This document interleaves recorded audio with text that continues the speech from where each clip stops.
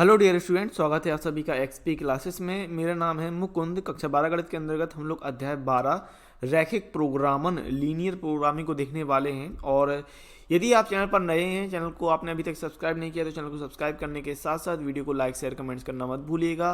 Bell notification को all select कर लीजिए ताकि जो भी नया वीडियो आपके लिए प्रोवाइड किया जाता है उसका नोटिफिकेशन, उसका अपडेट आपको सबसे पहले मिल जाए। यदि आप लाइव क्लासेस को ज्वाइन करना चाहते हैं तो लाइव क्लासेस को ज्वाइन करने के लिए हमारी एप्लीकेशन को जरूर डाउनलोड करें। लिंक आपको डिस्क्रिप्शन में मिल जाएगा या फिर प्ले स्टोर में सर्च कीजिए एक्सपी क्लासेस, वहाँ से भी आपको हमारी एप्लीकेशन मिल जाएगी। और इसके साथ साथ एप्लीकेशन में आपको फ्री पीडीएफ नोट सॉल्यूशन और एक डेडिकेटेड व्हाट्सएप ग्रुप भी प्रोवाइड किया जाता है ताकि जो भी आपको कोई प्रॉब्लम हो, आपको कोई डाउट हो, वहाँ से आप अपने डाउट को क्लियर कर सकते हैं। चलिए स्टार्ट करते हैं, ज़्यादा देर न लगाते हुए। एक्सरसाइज 12.1 का पार्ट 1 देखने वाले हैं।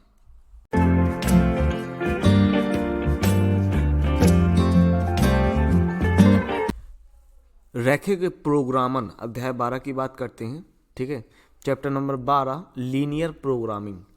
ओके, तो देखो लीनियर प्रोग्रामिंग के लिए बहुत ही सिंपल सरल आपका चैप्टर है। अगर आपने कक्षा 11 का चैप्टर नंबर 6 जो रैखिक असमीकरणों का जो आपका चैप्टर था लीनियर इनइक्वालिटीज वाला, कक्षा 11 का चैप्टर नंबर 6, अगर आपने वो पढ़ रखा है तो इस वाले चैप्टर में आपको कोई प्रॉब्लम नहीं आने वाली, क्योंकि उसी से रिलेटेड आपका ये चैप्टर बनता है। जैसे रेखिक असमीकरण वहाँ आपने पढ़ी हैं और यहाँ पर भी हम रेखिक असमीकरण इनइक्वालिटीज का उपयोग में लेते हुए सवालों को हल करने वाले हैं। ठीक है, तो पहले बात तो हम इंट्रोडक्शन देख लेते हैं। और ये बहुत ही छोटा चैप्टर है, लेकिन यूपी बोर्ड में यहाँ से आपका लॉन्ग बनता है।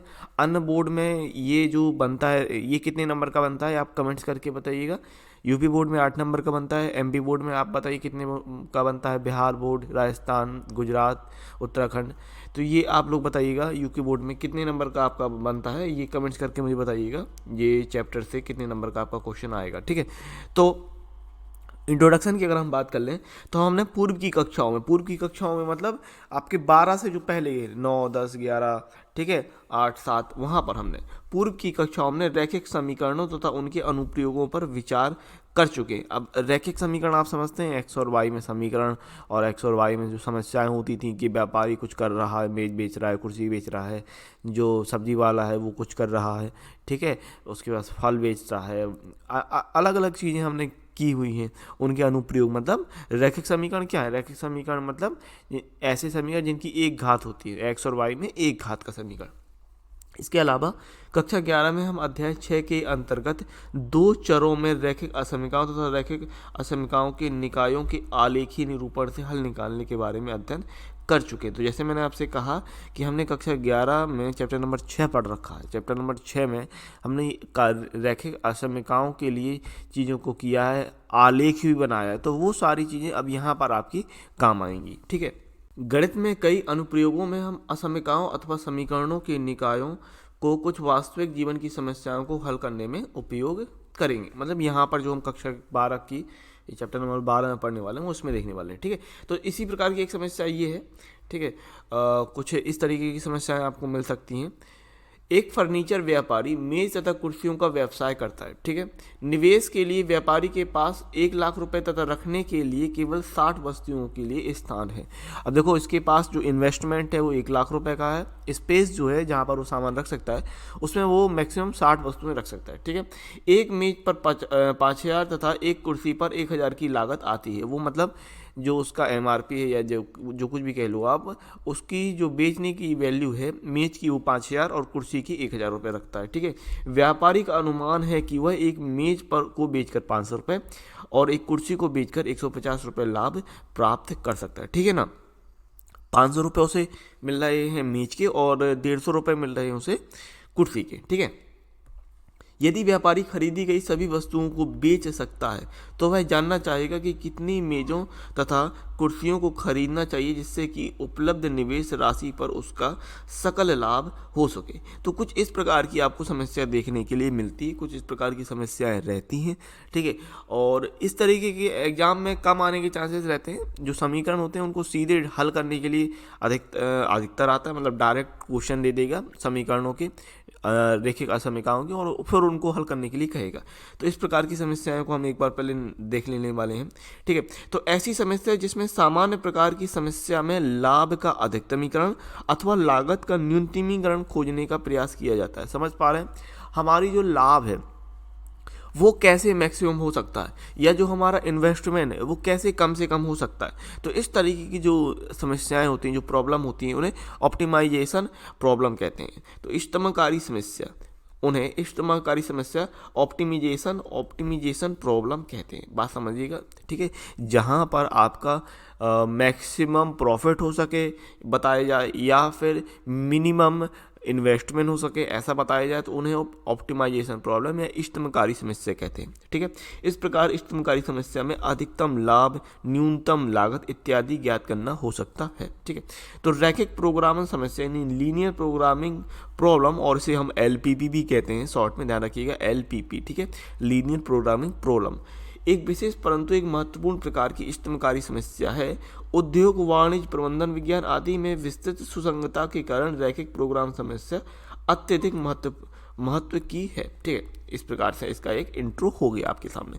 अब देखिए आगे बढ़ते हैं और आगे देखने वाले हैं कि रैखिक प्रोग्रामिंग समस्या और उसका गणितीय सूत्रीकरण, linear programming problem and it's mathematical formulation. ठीक है, सूत्रीकरण यानी फॉर्मुलेशन की बात हम करने वाले हैं कि इसको आप किस तरीके से अरेंज करते हैं, किस तरीके से बनाते हैं। तो सबसे पहले आप ये समझिए कि जो व्यापारी है, फर्नीचर व्यापारी, वो मेज और कुर्सी खरीदता है। अब इसके पास निवेश करने के लिए कितना है, ध्यान दीजिएगा, आपने देखा था कि इसके पास जो निवेश है, इन्वेस्टमेंट है, इन्वेस्टमेंट वो कितने रुपए की कर रहा है, 1 लाख रुपए की कर रहा है। ठीक है, और उसके पास वस्तुएं रखने का स्थान कितना है, 60 वस्तुएं रख सकता है वो मैक्सिमम वस्तुएं। ठीक है, तो व्यापारी कितनी वस्तु रख पाता है, वो 60 वस्तुएं रखने की, मतलब उसके पास जो जगह है वो 60 वस्तु रखने की जगह है। अब देखो एक मेज को वो कितने रुपए में बेच रहा है, मेज को वो बेच रहा है 5,000 रुपये में, और उसका लाभ कितना हो रहा है इस मेज पर उसका लाभ है 500 रुपये का। ठीक है, इतनी आपको जानकारी है। एक कुर्सी को वो बेच रहा है 1,000 रुपये में, है ना, कुर्सी को वो भी कितने रुपए में बेच रहा है भाई, 1,000 रुपये में, और उसका यहाँ पर लाभ कितना कमा सकता है, वो 150 रुपये का लाभ कमा सकता है। अब देखना जरा, हम अलग अलग तरीके से इसको समझने की कोशिश कर सकते हैं कि जो मेज व्यापारी है उसका अधिकतम या फिर उसका जो लाभ है वो किस प्रकार से कितना हो सकता है। मान लो अगर हम सिर्फ कुर्सी की बात करते हैं, किसकी बात करते हैं, मेज की बात कर लेते हैं। सबसे पहले मेज दिया था तो मेज की बात कर लेते हैं। मान लो 1 लाख रुपए है, वो पूरे की पूरी 1 लाख रुपए की कुर्सियां खरीदता है, तो वो कितनी मेज खरीद पाएगा, 1 लाख रुपए में वो कितनी मेज खरीद पाएगा। तो हम क्या करेंगे, सिंपली 1 लाख में अगर हम 5,000 का भाग देते थे तो वो 20 मेज खरीद पाएगा कि नहीं। 1 लाख रुपए में अगर एक मेज की कीमत 5,000 रुपये है, तो 1 लाख रुपए में कितनी मेज खरीद पा रहा है, 20 मेज खरीद पा रहा है। तो यहाँ से 20 मेज के लिए उसका लाभ कितना हो पा रहा है, एक मेज पर उसे 500 रुपये का लाभ है, तो 20 मेज पर उसे कितने रुपए का लाभ होगा, तो फिर 20 मेज पर आप कह सकते हैं भाई 10,000 रुपये का लाभ हो रहा है। सिंपल बात है। ठीक है, वहीं पर अगर हम कुर्सी की बात कर लें तो देखो, एक कुर्सी की कीमत है 1,000 रुपये, एक कुर्सी की कीमत है 1,000 रुपये, तो 1 लाख रुपए में कितने में भाई, 1 लाख रुपए में 1,000 रुपये की कुर्सी के हिसाब से वो 100 कुर्सी खरीद सकता है कि नहीं खरीद सकता, बिल्कुल। लेकिन आपको ध्यान होगा, हम चीज़ें कितनी रख सकते हैं, उसके पास रखने का जो सामान है वो 60 वस्तुएं रखने का है। तो यहाँ पर भी उसको मान कर 100 कुर्सियाँ नहीं खरीदेगा, 100 कुर्सियाँ नहीं खरीद पाएगा, वो सिर्फ 60 कुर्सियाँ ही खरीद पाएगा, क्योंकि आपको दिया हुआ है कि रखने का स्थान 60। अब इसको ऐसे मत सोचिएगा सर कुर्सी छोटी होती है और मेज़ बड़ी होती है, तो ऐसा नहीं, सवाल में जो कह रहा हम उस अकॉर्डिंग जाएंगे। ठीक है, नहीं आप कहेंगे सर कुर्सी को एक के ऊपर एक रख देंगे, सर कुर्सी आसानी से आ जाएंगी, 100 आ जाएंगी, ये और वो नहीं, सवाल में जो कहा गया है वो समझिएगा। ठीक है, सवाल में 60 वस्तुएं रखने के लिए बात कर रहा है, तो 60 वस्तु ही रख सकते हैं। ठीक है, देखो अच्छा, एक कुर्सी में लाभ कितना है, 150, और हम ज़्यादा से ज़्यादा कितनी कुर्सियाँ रख सकते हैं, 60 कुर्सियाँ रख सकते हैं। तो इस हिसाब से यहाँ पर उसको कितने रुपए का लाभ हो रहा है, 9,000 रुपये का लाभ हो सकता है। ठीक है, कितने रुपए का लाभ हो सकता है, 9,000 रुपये का लाभ हो सकता है। अब हम थोड़ा सा और इसमें अलग अप्रोच रखते हैं। मान लीजिए अगर हमने 10 मेज और 50 कुर्सी खरीदनी चाहिए, क्योंकि वो 60 ही कर सकता है ना। तो मान लो अगर हमने 10 मेज, ठीक है, और 10 मेज और 50 कुर्सी खरीदी, 10 मेज और 50 कुर्सी खरीदी, तो क्या चीज़ें हो सकती हैं। तो आप देख पाएंगे कि 10 मेज के लिए 10 गुणे 500 लाभ यहाँ पर, और 50 कुर्सी के लिए 50 गुणे 150, ठीक है। तो कुल मिलाकर 15 बना 75 और ये 5000, ठीक है, 75 और ये 5000 यानी 12,500 कुछ रुपए आपके होने वाले हैं, ठीक है। 12,000 यहाँ से अगर हम बात करें तो 5 ये 5000 मिल जाएगा, 15 बना 75, 7500 मिल जाएगा, और ये हम करते हैं तो यहाँ से हमें 12,500 रुपये मिल रहे हैं, ठीक है। तो आपने देखा कि अलग अलग परिस्थिति में यदि वो पूरी मेज खरीद ले, यानी 20 मेज खरीद ले, तो उसे 10,000 रुपये का लाभ होता है। अगर वो सिर्फ कुर्सी खरीदे तो उसे 9,000 रुपये का लाभ होता है। अगर वो 10 मेज और 50 कुर्सी खरीदता है तो उसे 12,500 रुपये का लाभ होता है। तो आप ये समझ पा रहे हैं कि अलग अलग स्थितियों में उसके अलग अलग लाभ हो रहे हैं निश्चित तौर पर, ठीक है। तो हम यहाँ पर ये सीखने वाले हैं कि ऐसी कौन सी परिस्थिति होगी जहाँ पर उसका अधिकतम लाभ हो सकता है, ठीक है। तो आपने वो जो समस्या देखी थी फर्नीचर व्यापारी वाली, जिसके पास 1,00,000 रुपए थे, 60 वस्तुएं रख सकता था, और जो मेज़ और कुर्सी का वो व्यापार कर रहा था। 5,000 रुपये का मेज़ था, 1,000 रुपये की कुर्सी थी, जिसमें से मेज़ पर उसको 500 रुपये का लाभ मिलता था, कुर्सी पर 150 रुपये का लाभ मिल सकता था, और उस अब जो मेज और कुर्सी रख सकता था तो वो मैक्सिमम 60 वस्तुएं ही रख सकता था। ये सब आपने उस क्वेश्चन में देखा था, ठीक है। और उसी के अंतर्गत हमने ये चर्चा भी कर ली थी कि रैखिक प्रोग्रामिंग समस्या और उसका गणितीय सूत्रीकरण क्या रहेगा, linear programming problem and it's mathematical formulation, ठीक है, ये हमने बात कर ली थी। तो उसी पर हम और विस्तार से बात करेंगे कि व्यापारी अपनी धनराशि मेजों अथवा कुर्सियों अथवा दोनों में निवेश कर सकता है, ये आपने सवाल में देखा था। इसके अतिरिक्त वह निवेश की विभिन्न योजनात्मक विधियों से विभिन्न लाभ प्राप्त कर सकता है। अलग अलग वो निवेश के सिस्टम देख सकता है कि किस प्रकार से उसका लाभ हो सकता है, ठीक है। तो कुछ व्यवरोधों का समावेश है। व्यवरोध यानी कि कंडीशन, व्यवरोधों यानी कि कंडीशन यानी शर्तों की बात कर रहा है, ठीक है। जैसे व्यापारी का निवेश अधिकतम 1,00,000 रुपए तक सीमित है, मानी वो जो अधिकतम इन्वेस्टमेंट कर सकता है वो 1,00,000 रुपए है, ठीक है। तथा उसके पास अधिकतम 60 वस्तुओं को रखने का स्थान है, उसके पास मैक्सिमम 60 वस्तुएं रखने का स्टोरेज है, ठीक है। माना व्यापारी कोई कुर्सी नहीं खरीदता है, केवल मेज ही खरीदता है, जैसे हमने बात की थी, तब वह अब देखो एक मेज 5,000 रुपये की है तो 1,00,000 में कितनी मेज खरीद पाएगा, 1,00,000 भागे 5,000 कर देंगे तो वह 20 मेज खरीद सकता है। कुल कितनी मेजें खरीद सकता है 1,00,000 रुपये में, 20 मेज। इस स्थिति में उसका सकल लाभ देखो, एक मेज पर 500 रुपये लाभ हो रहा था, तो 500 गुणे 20 किया हमने तो उसे 10,000 रुपये का लाभ मिल रहा है, ठीक है। फिर अगर हमने कहा कि माना व्यापारी कोई मेज नहीं खरीदता है, केवल कुर्सियां ही खरीदता है, तब वह कितनी कुर्सियां खरीद पाएगा, एक कुर्सी जो है वो 1,000 रुपये की है, तो 1,00,000 रुपये में 1,00,000 भागे 1,000 करके वो 100 कुर्सियां खरीद सकता है। और जैसे स्टोरेज वाली बात हुई थी, मैंने आपको बताया था कि उसके पास रखने के लिए केवल 60 वस्तुओं की ही जगह है, परंतु उसके पास केवल 60 वस्तुओं रखने का ही स्थान है, अतः वह केवल 60 कुर्सियां खरीदने के लिए ही मजबूर है, जिससे उसे केवल 150, एक कुर्सी पर 150 रुपये का लाभ है, तो 60 कुर्सी पर 150 गुणे 60 करके उसे 9,000 रुपये का लाभ होगा। ये एक परिस्थिति हो सकती थी, ठीक है। इसके अलावा और परिस्थितियाँ ऐसी और भी बहुत संभावनाएं हैं, जैसे व्यापारी 10 मेज और 50 कुर्सी खरीदने का निश्चय कर सकता है, क्योंकि उसके पास 60 वस्तुओं को रखने का स्थान है, 10 मेज और 50 कुर्सी, 60 हो गया, ठीक है।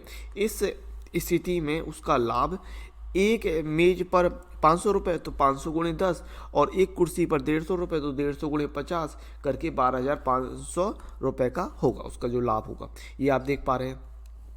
इस प्रकार हम देखते हैं कि व्यापारी विभिन्न चयन विधियों के द्वारा अपनी धनराशि का निवेश कर सकता है तथा विभिन्न निवेश योजनाएं अपनाकर विभिन्न लाभ कमा सकेगा, ठीक है। अब प्रश्न यह उठता है कि अधिकतम लाभ प्राप्त करने के लिए व्यापारी अपनी धनराशि को किस प्रकार निवेश करे। इस प्रकार का उत्तर देने के लिए हम समस्या का गणितीय सूत्रीकरण करने का प्रयास करेंगे। तो अब हम देखने वाले हैं ये जो समस्या थी इसका गणितीय मैथमेटिकल फॉर्मुलेशन या फॉर्मुलेशन, ठीक है, गणितीय सूत्रीकरण फॉर्मुलेशन, ठीक है। तो समस्या का गणितीय सूत्रीकरण फॉर्मेशन भी कह सकते हैं। जो समस्या आपको दी थी व्यापारी वाली, इसकी बनावट किस प्रकार से हम करने वाले हैं, तो mathematical formulation of the problem, ठीक है। माना व्यापारी द्वारा खरीदी गई मेजों की संख्या x तथा कुर्सियों की संख्या y, अभी कुछ निश्चित नहीं है तो हम आपको पता है x और y के रूप में मान लेते हैं। अब देखो वो कुर्सियाँ खरीदेगा तो कुर्सियाँ ऐसी तो होंगी नहीं, जीरो कुछ कुर्सियाँ खरीदा हमने माना, कुछ मेजें खरीदा, तो ये हो सकता है या तो वो मतलब जीरो के बराबर होंगी लेकिन कभी भी निगेटिव नहीं होगी। कुर्सी और मेजों की संख्या जो होगी वो कभी भी निगेटिव नहीं हो सकती, ठीक है ना। तो हम इसको कैसे डिनोट कर सकते हैं, इसको हम कह सकते हैं x greater than equal to zero और y greater than equal to zero, ठीक है। या तो x और y जीरो के बराबर होंगे या x और y जीरो से बड़े होंगे, ठीक है ना, ये बात क्लियर होगी। तो इनको हम क्या कहेंगे, इनको हम कहेंगे नॉन निगेटिव कंस्ट्रेंट्स, ठीक है, यानी ऋणोत्तर व्यवरोध, इनको हम कहेंगे ऋणोत्तर, ठीक है, ऋणोत्तर व्यवरोध है ना, नॉन निगेटिव कंस्टेंट, ठीक है, कंस्टेंट्स, ठीक है। तो ये आपके कहलाते हैं नॉन नेगेटिव व्यवरोध, ऋणोत्तर व्यवरोध, नॉन नेगेटिव कंस्टेंट्स। अब देखो इनका, इन सबको मैं आपको बता रहा हूँ, मेन तो हमारा है सवाल लगाना, सवाल किस तरीके से हल हो पाएगा, ठीक है। लेकिन ये सारी जानकारी आप थोड़ा सा रखिए क्योंकि हम पढ़ने वाले हैं तो अच्छी तरीके से पढ़ने वाले हैं, है ना। इसके अलावा वो 1 लाख रुपए का अधिकतम निवेश कर सकता है। तो अगर हम बात करते हैं तो 5,000 रुपये की तो वो मेज खरीद रहा, मेज की संख्या x, तो 5,000 रुपये इंटू एक्स, ठीक है, यही होगा। और वो 1,000 रुपये की कुर्सी खरीदता तो 1,000 रुपये इंटू वाई। अब देखो वो 1 लाख रुपए के बराबर खर्चा कर सकता है या 1 लाख रुपए से कम, तो less than equal to 1 lakh, बात समझ में आई होगी, ठीक है। वो मेजों पर 5,000 रुपये लगा रहा है, कुर्सी पर 1,000 रुपये लगा रहा है, तो 5,000 एक्स प्लस 1,000 वाई, और वो मैक्सिमम इन्वेस्टमेंट कितना कर सकता है, 1 लाख, उससे ज़्यादा तो नहीं कर सकता, या तो उसके बराबर करेगा या उससे कम करेगा, तो less than equal to 1 lakh. अब इसको कहेंगे हम निवेश व्यवरोध, इसको हम क्या कहेंगे, निवेश व्यवरोध, ठीक है, इन्वेस्टमेंट कांस्टेंट, ठीक है।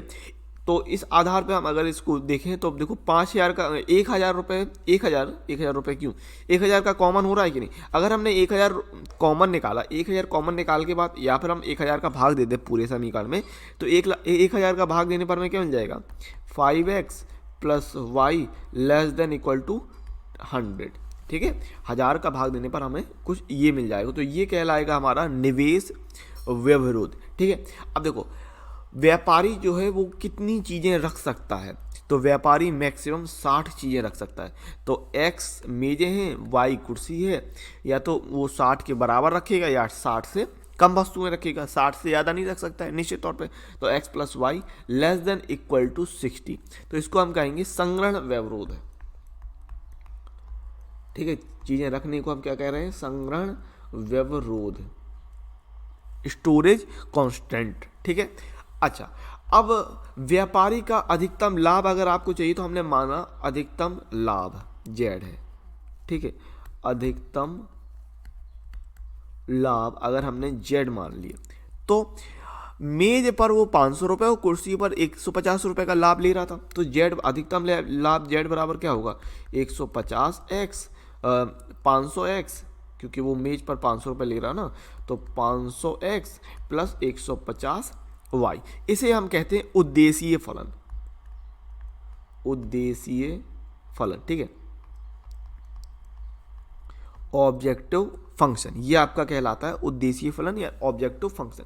तो कुछ इस तरीके से हमारे पास चीज़ें दी रहती हैं, जैसे कि एक उद्देशीय फलन दिया रहता है, ठीक है, एक उद्देशीय जेड के फॉर्म में एक उद्देशीय फलन रहता है। इसके अलावा एक संग्रहण व्यवरोध इस प्रकार से हम दे सकते हैं, एक निवेश व्यवरोध होता है इस प्रकार से आप देख पा रहे हैं, और ऋणोत्तर व्यवरोध होता है कुछ इस तरीके से। तो अगर हम गणितीय समस्या का एक फॉर्मेशन बनाते हैं, इस समस्या को अगर हम फॉर्मेशन के रूप में देख पाते हैं, तो कुछ इस प्रकार से आप फॉर्मेशन देख पा रहे हैं कि जेड बराबर 500x प्लस 150y, इसके अलावा हमारे पास है 5x plus Y less than equal to 100, x plus Y less than equal to 60 और हमारे पास है x greater than equal to 0 और y greater than equal to 0। तो कुछ इस तरीके से सवाल का जो फॉर्मेशन है वो इस तरीके से कुछ होता है, समझ गए होंगे।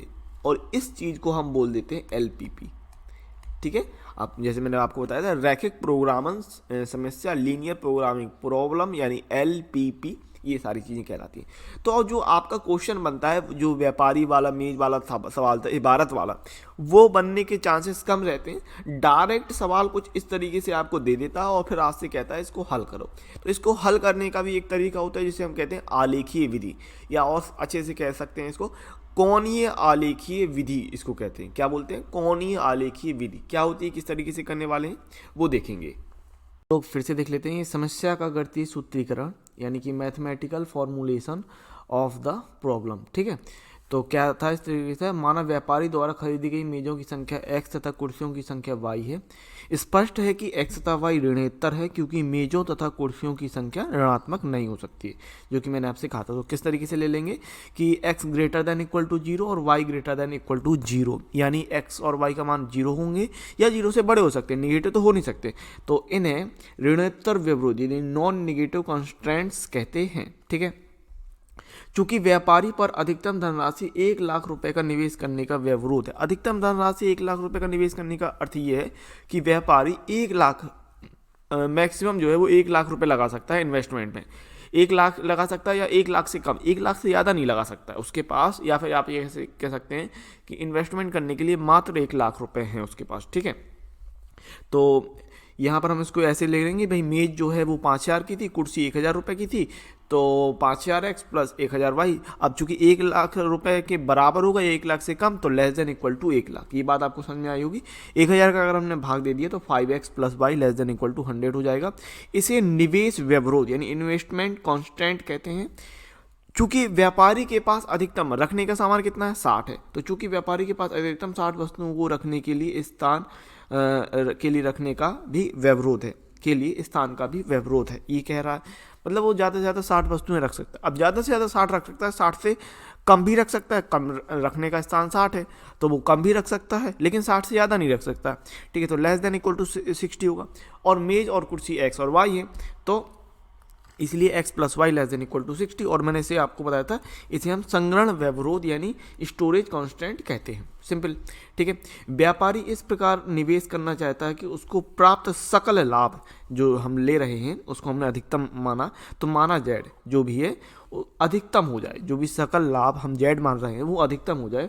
इसे x तथा y के फलन के रूप में निम्नवत व्यक्त किया जा सकता है। तो आपने देखा था कि मेज पर उसे 500 रुपये और कुर्सी पर 150 रुपये का लाभ हो रहा था, तो z बराबर हो जाएगा 500 plus 150 y, 500x plus 150 y।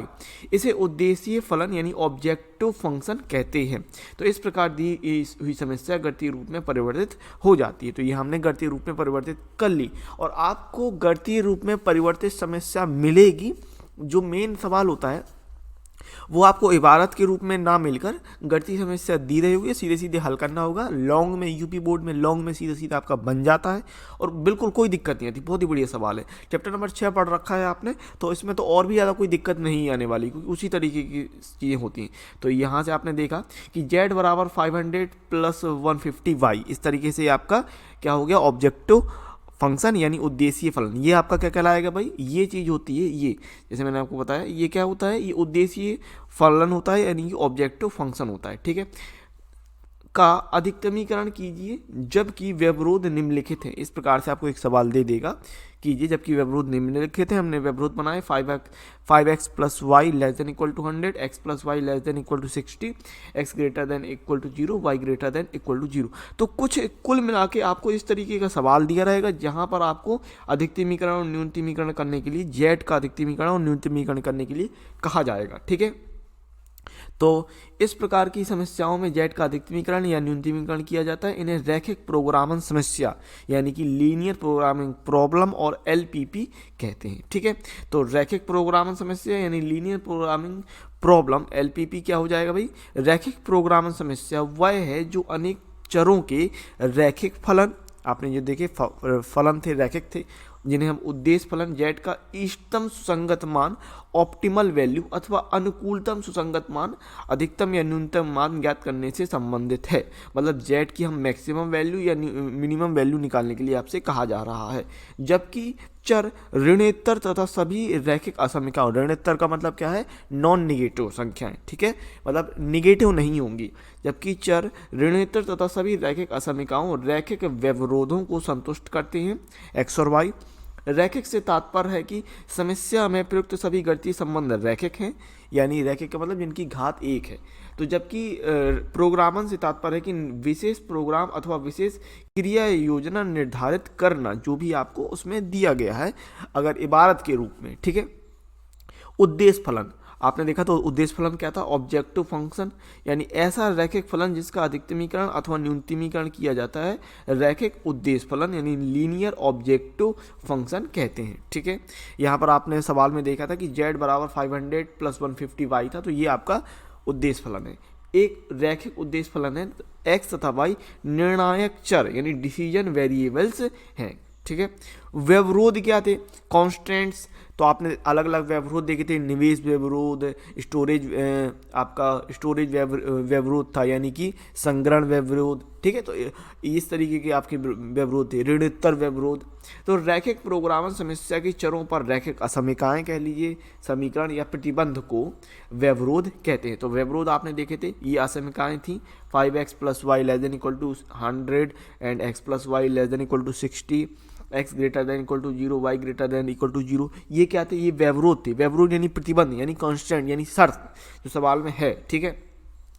इष्टतम सुसंगत समस्या यानी कि ऑप्टिमाइजेशन प्रॉब्लम्स। अब देखो, निश्चित व्यवरोधों के अधीन असमीकाओं के समुच्चय द्वारा, ये क्या है, असमीकाओं का समुच्चय, ये आपने ये देखा, ये क्या भाई, ये आपके 3 असमीकाएं दी थी, तो ये असमीकाओं का समुच्चय द्वारा निर्धारित समस्या जो चरों में रैखिक फलन का अधिकतमीकरण अथवा न्यूनतमीकरण करे उसे इष्टतम सुसंगत समस्या कहते हैं। तो आपने जो व्यापारी की समस्या देखी थी वो क्या थी, एक इष्टतम सुसंगत समस्या यानी ऑप्टिमाइजेशन प्रॉब्लम थी। इसके बारे में हमने शुरुआत में भी चर्चा की थी, ठीक है। व्यापारी द्वारा दी हुई धनराशि को कुर्सियों तथा मेजों को खरीदने में निवेश करने की समस्या इष्टतम सुसंगत समस्या तथा रैखिक प्रोग्राम समस्या का एक उदाहरण है, ठीक है। अब रैखिक प्रोग्राम समस्या यानी लीनियर प्रोग्रामिंग प्रॉब्लम एलपीपी को हम हल कैसे करेंगे, तो रैखिक प्रोग्राम समस्या को हल करने की आलेखीय विधि, इसको हम आलेखीय विधि से हल करने वाले हैं। जैसा मैंने आपसे कहा कि कक्षा 11 का चैप्टर नंबर 6 यहाँ पर बहुत ही ज़्यादा आपका कारगर साबित होगा। तो graphical method of solving linear programming problem.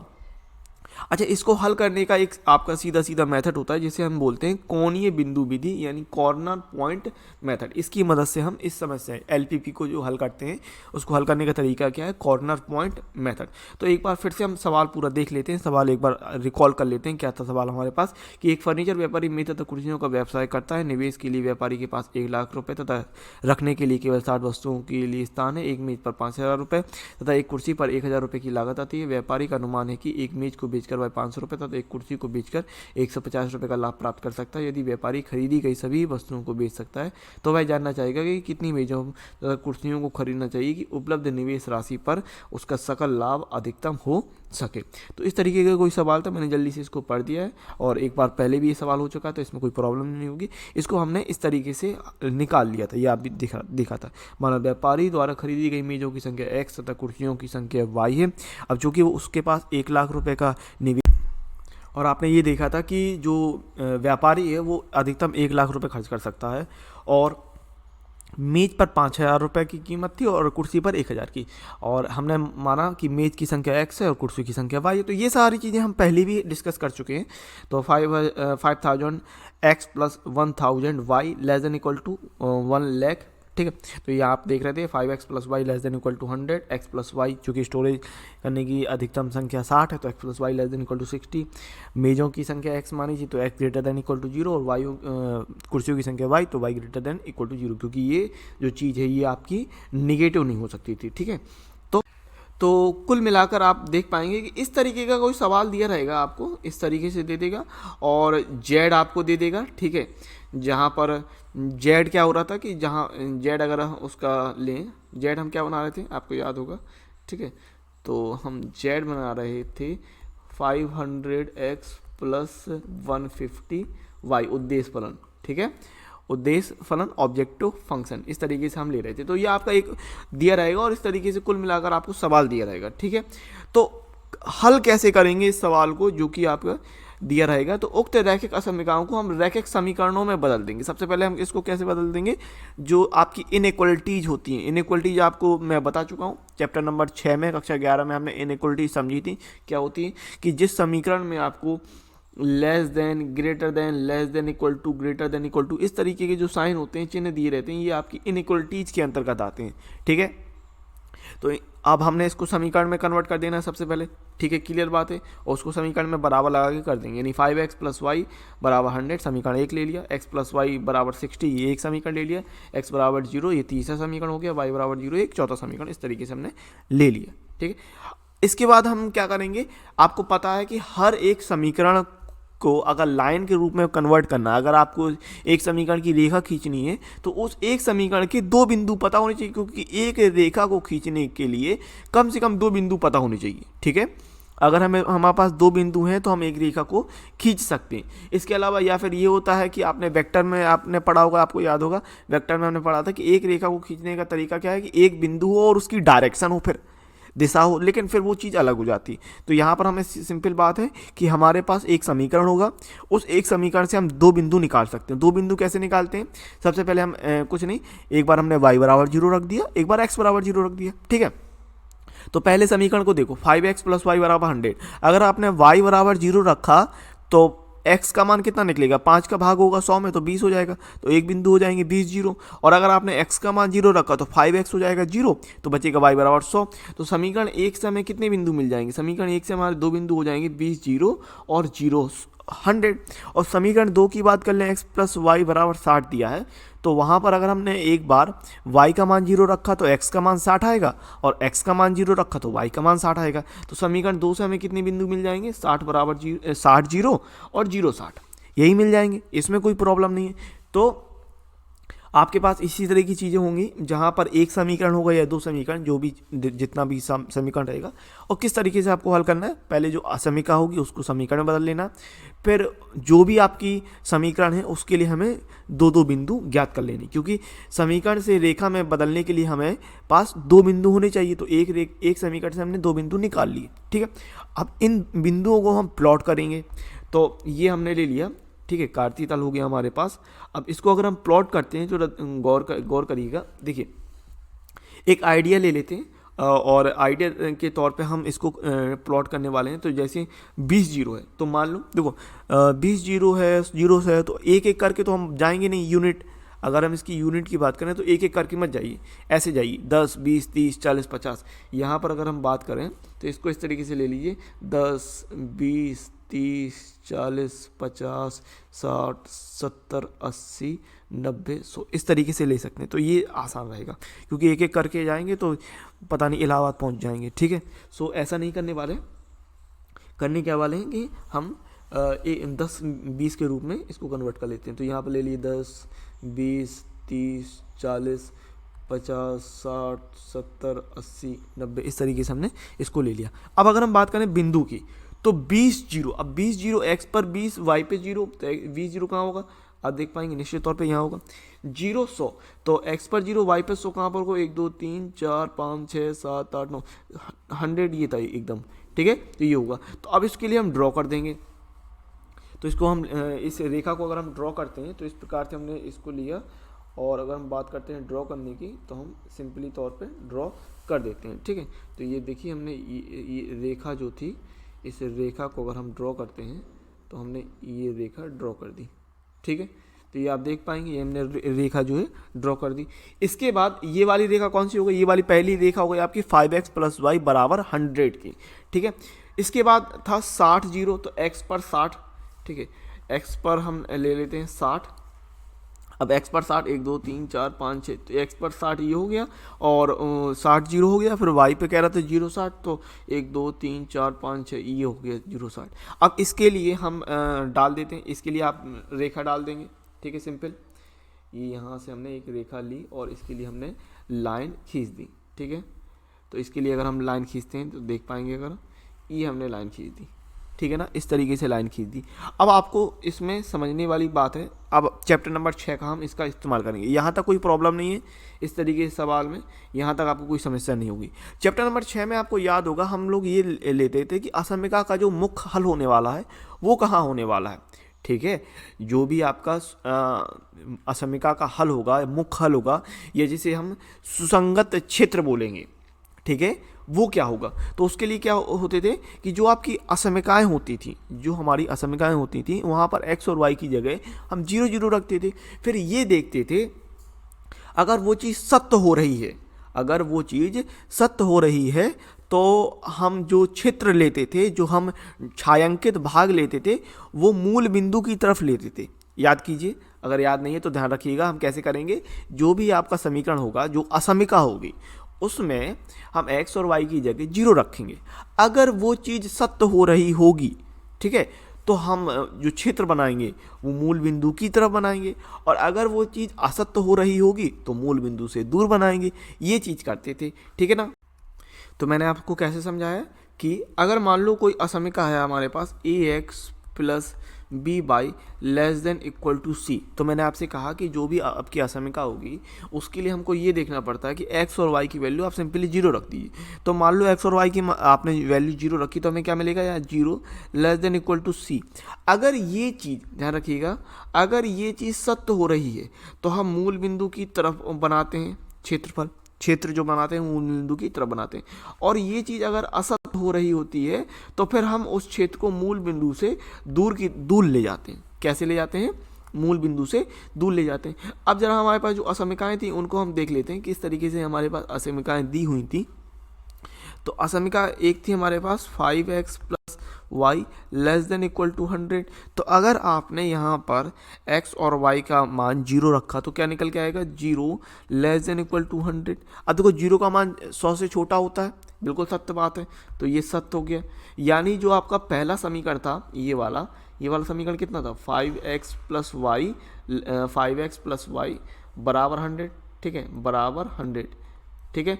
और अगर मैं बात कर लूँ बिंदु की, तो ये वाला जो हमारे पास बिंदु था ये था 20 0, ठीक है। यहाँ पर हम डाल लेते हैं ये x हो गया, ये x डैश हो गया, ये y डैश हो गया, मूल बिंदु O हो गया, ठीक है।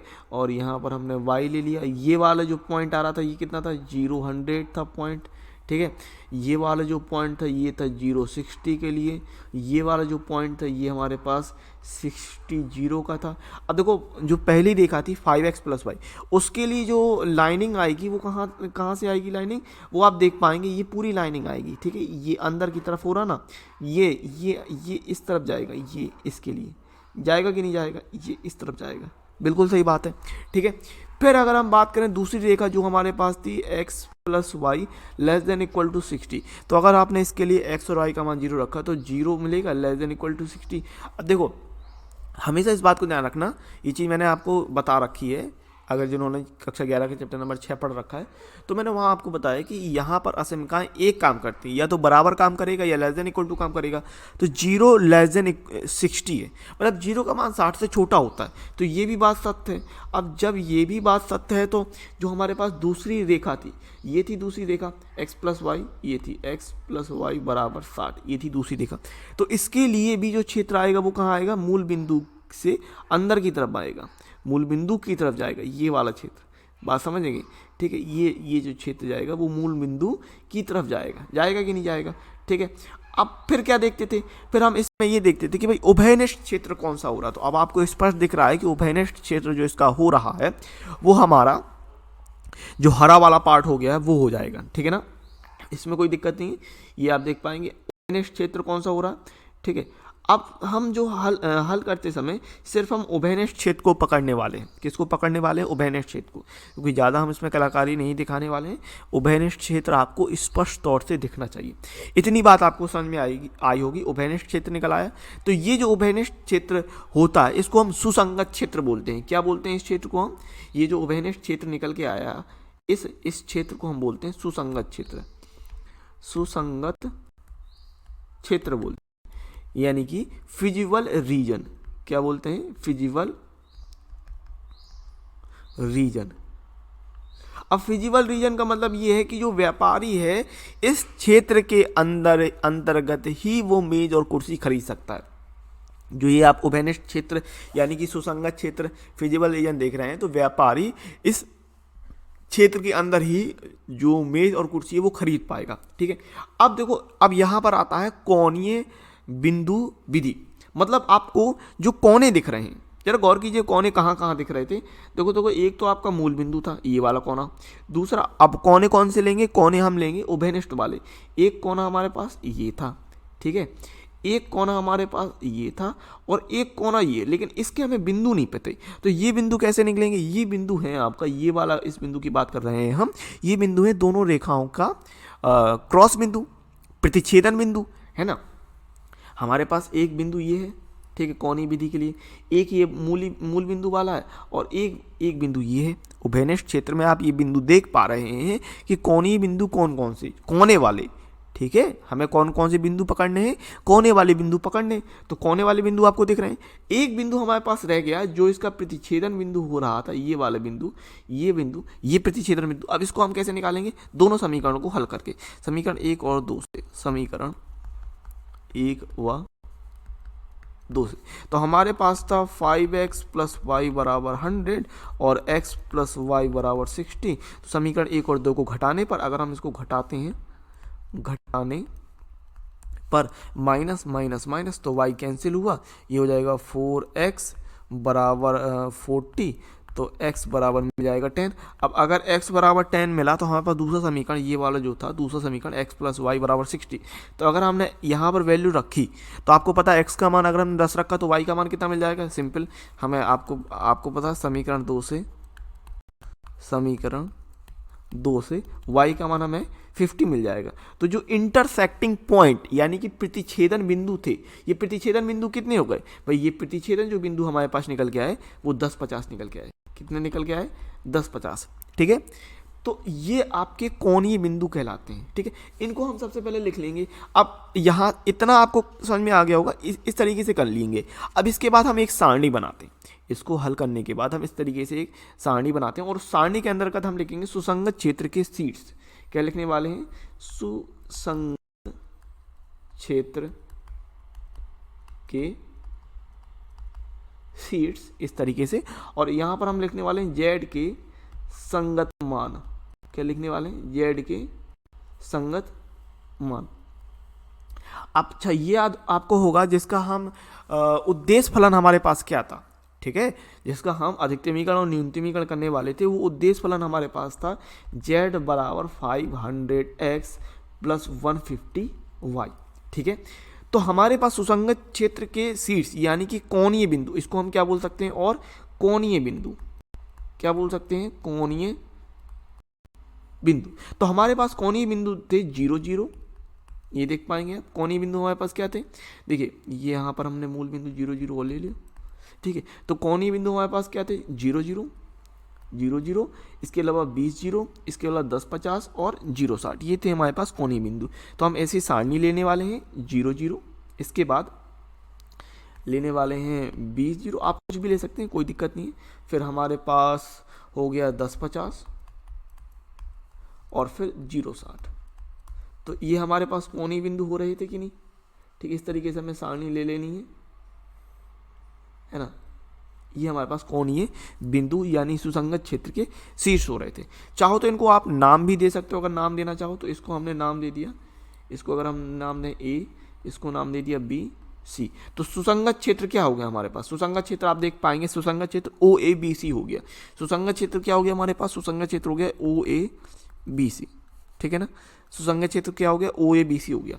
तो सुसंगत क्षेत्र OABC के कोणीय बिंदु के शीर्ष या कोणीय बिंदु हमारे पास ये हो गए 0 0, जो कि O था, ठीक है।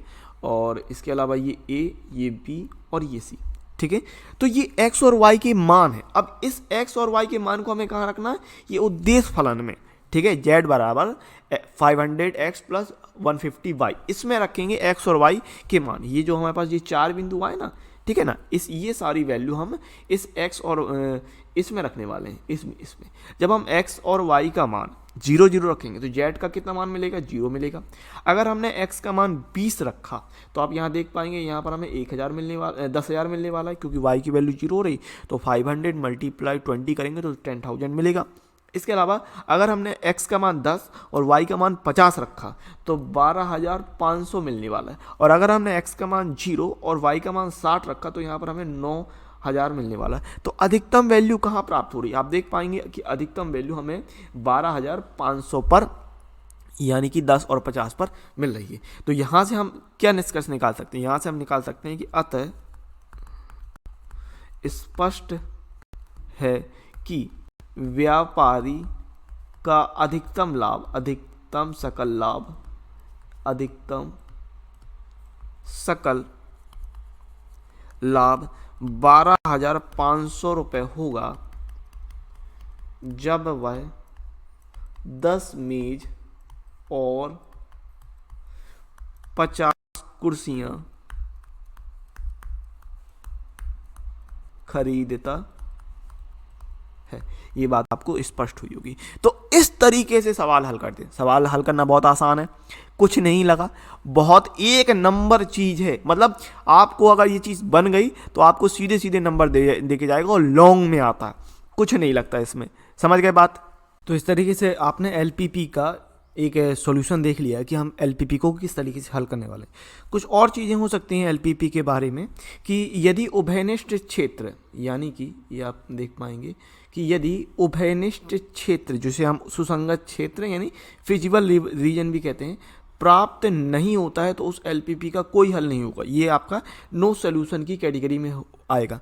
मतलब आपका कोई कॉमन एरिया नहीं निकल के आ रहा। मान लो इस तरीके से कोई फंक्शन बन जाता है जहाँ पर एक रेखा ऐसी है और एक रेखा ऐसी है। मान लो ये इस तरफ को जा रही है रेखा क्षेत्र एरिया, और ये इस तरफ को एरिया जा रहा है।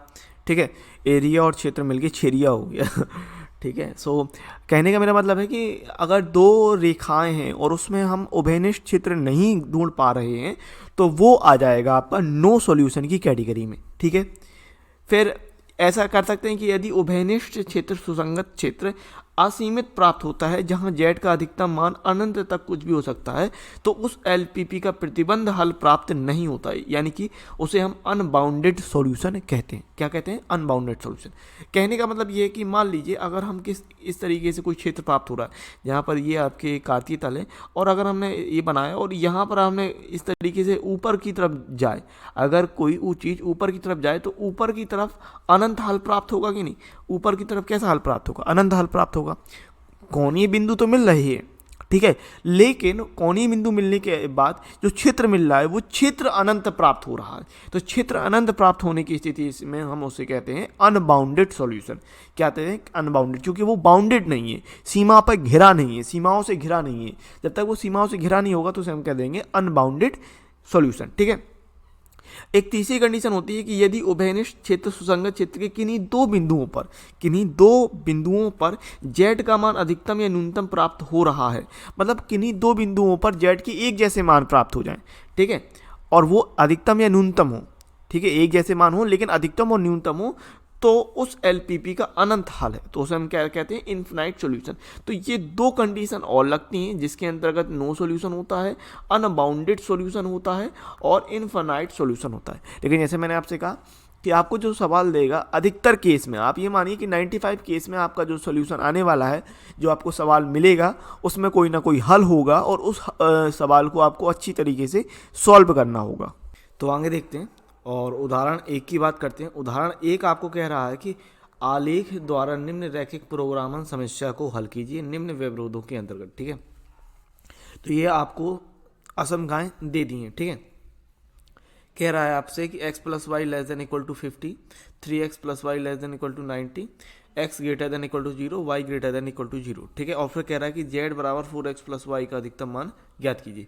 तो हमें सबसे पहले क्या करना है? दी हुई असमगाओं को समीकरण के रूप में परिवर्तित करने पर। ठीक है, तो दी हुई असमीकरणों को समीकरण रूप में परिवर्तित करने पर परिवर्तित करने दी हुई समीकरणों को समीकरण रूप में परिवर्तित करने पर, तो यहाँ से हमें क्या मिल जाएगा, x प्लस वाई बराबर 50, ठीक है, 3x प्लस वाई बराबर 90। इसके अलावा हम ले सकते हैं x बराबर 0 और y बराबर 0। अब यहाँ पर हमने इसको मान लिया समीकरण नंबर 1, इसको कह दिया समीकरण नंबर 2। देखो x बराबर 0 x अक्ष कहलाएगा और y बराबर 0 y अक्ष कहलाएगा, सीधा सीधा, ठीक है। इसके अलावा यहाँ पर समीकरण 1 और 2 के लिए, जैसे मैंने आपसे कहा कि एक समीकरण से अगर आपको रेखा में परिवर्तित करना है तो उसके लिए हमें 2 बिंदु चाहिए। तो समीकरण 1 से, ठीक है, समीकरण 1 से बिंदु। अब देखो समीकरण 1 से हमें क्या क्या बिंदु मिलने वाले हैं। अगर आपने y का मान 0 रखा तो x का मान 50 मिल जाएगा, तो 50 0, और अगर आपने x का मान 0 रखा तो y का मान आपको 50 मिल जाएगा, ठीक है। इसके बाद समीकरण 2 से, समीकरण 2 से बिंदु। तो अगर आपने y का मान 0 रखा, y का मान 0 रखने पर 3 का भाग करेंगे तो ये x का मान 30 हो जाएगा, y का मान 0, और अगर हमने x का मान 0 रखा तो y का मान मिलने वाला हमें 90। तो समीकरण 1 और 2 से हमें बिंदु मिल गए। इसके अलावा हमें ये चाहिए पड़ता है कि कहीं ना कहीं जो रेखाएं हैं वो क्रॉस करेंगी, ठीक है, इंटरसेक्ट करेंगी, प्रतिच्छेद करेंगी, तो हमें उनका प्रतिच्छेदन बिंदु भी चाहिए। तो समीकरण 1 और 2 को घटाने पर समीकरण, या फिर ऐसे कर सकते हैं समीकरण 2 माइनस 1 से, तो समीकरण 2 कितना भाई, 3x प्लस वाई बराबर 90, और समीकरण 1 है x प्लस वाई बराबर 50। तो माइनस माइनस माइनस ये हम घटा रहे हैं, और यहाँ से हमने ये कैंसिल कर दिया। 3x में से x गया तो ये बचा 2x, एंड 90 में से ये 50 गया तो बचा 40, ठीक है। तो हम सिंपली यहाँ से क्या कह सकते हैं, x बराबर कितना आ गया, ये 20, ठीक है ना। x बराबर हमें मिल गया 20। अच्छा, x बराबर 20 मिल गया तो हम यहाँ से कह सकते हैं समीकरण 2 से, ठीक है। यहाँ पर हमने क्या दिया, समीकरण 2 से, तो समीकरण 2 कितना है अपने पास, x, समीकरण 2 की जगह समीकरण 1 कहेंगे क्योंकि समीकरण 1 है x प्लस वाई, ठीक है। तो यहाँ पर हम कह सकते हैं समीकरण 1 से x प्लस वाई बराबर 50, तो x की जगह में 20 रखना है, तो 20 प्लस वाई बराबर 50, तो y बराबर हो जाएगा 50 माइनस 20, तो यहाँ से हमने y का मान निकाल लिया 30, ठीक है। तो ये y का मान हमारे पास 30 आ गया। तो समीकरण 1 और 2 के प्रतिच्छेदन बिंदु, समीकरण 1 व 2 का प्रतिच्छेदन या प्रतिच्छेद बिंदु, ठीक है, प्रतिच्छेद बिंदु कितना आया हमारे पास, 20 और 30। अब देखो ये 90 हो रहा है, 50-50 हो रहा है, 50-50 हो रहा है पॉइंट, और 20 और 30, तो इस हिसाब से जो आपको कार्तीय तल में पॉइंट लेने होंगे वो 10, 20, 30 के हिसाब से हम लोग ले लेते हैं, ठीक है। तो हमने ये कार्तीय तल ले लिया। अब पहले समीकरण के लिए जो बिंदु थे 50 0 और 0 50, उनको हम प्लॉट करेंगे, ठीक है। और 50 0 0 50 कहाँ आ जाएंगे, 1 2 3 4 5, ये हो जाएगा भाई 50 0, ठीक है, और 0 50 को हम यहाँ प्लॉट कर देंगे, ठीक है। तो अब इसके लिए हम इन बिंदुओं पर हम प्लॉटिंग बिंदु डाल दिए कार्तीय तल पर। अब हम रेखा खींच लेते हैं कि रेखा आपकी जो आने वाली है वो कहाँ से रेखा गुजरने वाली है, कुछ इस तरीके से, ठीक है ना। तो ये देख लेते हैं, और इसको हम यहाँ पर डाल दिए। पहली रेखा होगी, ये पहला रेखा का समीकरण हो गया, ठीक है। x प्लस वाई बराबर 50 थे, और दूसरा था 3x प्लस वाई बराबर 90। तो इसके लिए हमारे बिंदु आ गए थे 30 0 और 0 90, ठीक है। तो अगर हम बात करें 30 0 की, ठीक है, 30 0 ये मिल गया हमें, और 0 90 ये 5 6 7 8 9 ये हो गया हमारे पास 0 90, ठीक है। तो अब इसके लिए हम डाल लेते हैं, ये हमारी जो रेखा जाएगी, ठीक है, इस तरीके से हमने ये रेखा डाल दी, ओके। सो ये रेखा हो गई हमारे पास दूसरी रेखा, ये दूसरी लाइन खींच गई, क्लियर बात है इतनी, है ना। अब हमको ये देखना पड़ता है कि दो जो असमिकाएं हैं वो मूल बिंदु की तरफ होंगी कि मूल बिंदु से दूर होंगी, ठीक है। तो यहाँ पर हम देख रहे हैं छायांकित भाग के लिए, छायांकित भाग के लिए, ठीक है। तो असमिका 1 से, असमिका 1 से, ठीक है। तो असमीका 1 रखा तो x plus Y less than equal to 50 था ना, असमीका एक जो थी x plus Y less than equal to 50, तो वहाँ पर हमने x और y का मान 0 रखा, तो 0 प्लस 0 यानी 0 आएगा, लेस देन इक्वल टू 50, ये चीज़ सत्य है, यानी छायांकित भाग मूल बिंदु की तरफ रहेगा और असमीका 2 से। तो 3x plus Y less than equal to 90 था, अब वहाँ पर x और y के मान अगर आपने रखा तो दोनों में 0 मिलना है, तो 0 लेस देन इक्वल टू 90 आना है, तो ये भी बात सही है। इसका मतलब हमने क्या देखा कि दोनों ही रेखाओं के लिए जो आपका भाग होगा, छायांकित भाग, वो कहाँ, मूल बिंदु की तरफ होगा। तो पहली रेखा ये थी, तो ये आपका देख पाएंगे कि ये जो डलने वाला है वो इस तरीके से आने वाला है ना, ये इस तरीके से पहली रेखा के लिए प्लॉट होगा, इतनी बात क्लियर है। फिर दूसरी रेखा के लिए भी मूल बिंदु की तरफ जाना है, तो दूसरी रेखा ये थी हमारे पास, ये इस तरफ से, तो ये इस तरीके से हम देख पाएंगे ये, ठीक है। और आप जान पाएंगे कि जो उभयनिष्ठ एरिया था, जो बीच वाला एरिया है उभयनिष्ठ एरिया, वो आपका हरा वाला जो बीच वाला एरिया है वो हो पा रहा है, ठीक है। हरा वाला एरिया बीच वाला हमारा उभयनिष्ठ एरिया हो पाएगा, ठीक है ना। तो इस तरीके से हम प्लॉटिंग कर देंगे और इस तरीके से हम छायांकित भाग को दिखाने वाले हैं। क्लियर बात है, कोई समस्या नहीं होनी चाहिए, ठीक है। तो ये हमने ले लिया इस तरीके से, और इसको और हम बात करते हैं, ठीक है, ये इस तरीके से अभी ठीक है ना, ये अभी ठीक है। तो छायांकित भाग देखो, छायांकित भाग जो उभयनिष्ठ एरिया यानी फिजिबल रीजन होगा, उसको आपको सिर्फ उसी को दिखाना है, आपको पूरे को नहीं दिखाना है, ठीक है। ड्राइंग नहीं करनी है, आपको एक आइडिया मिलना चाहिए कि फिजिबल रीजन होने वाला कौन सा है, तो उसके लिए आपको समझना होगा। अब फिजिबल रीजन कौन हो जाएगा, ये बीच वाला एरिया हो जाएगा, ये वाला सुसंगत क्षेत्र जिसे हम कहते हैं, फिजिबल रीजन उभयनिष्ठ क्षेत्र, ठीक है। ये वाला एरिया हमारा होने वाला है। अब कोणीय बिंदु मेथड के हिसाब से क्या होता है कि आपको कोने पता होनी चाहिए, यानी ये वाला बिंदु था कोने, ये वाला कोना कितना था, 0 0, ठीक है। ये वाला कोना हमने ले लिया, तो ये वाला पॉइंट था हमारे पास 30 0। ये वाला जो इंटरसेक्टिंग पॉइंट था, इंटरसेक्टिंग पॉइंट कितना निकला था, 20 30 निकला था।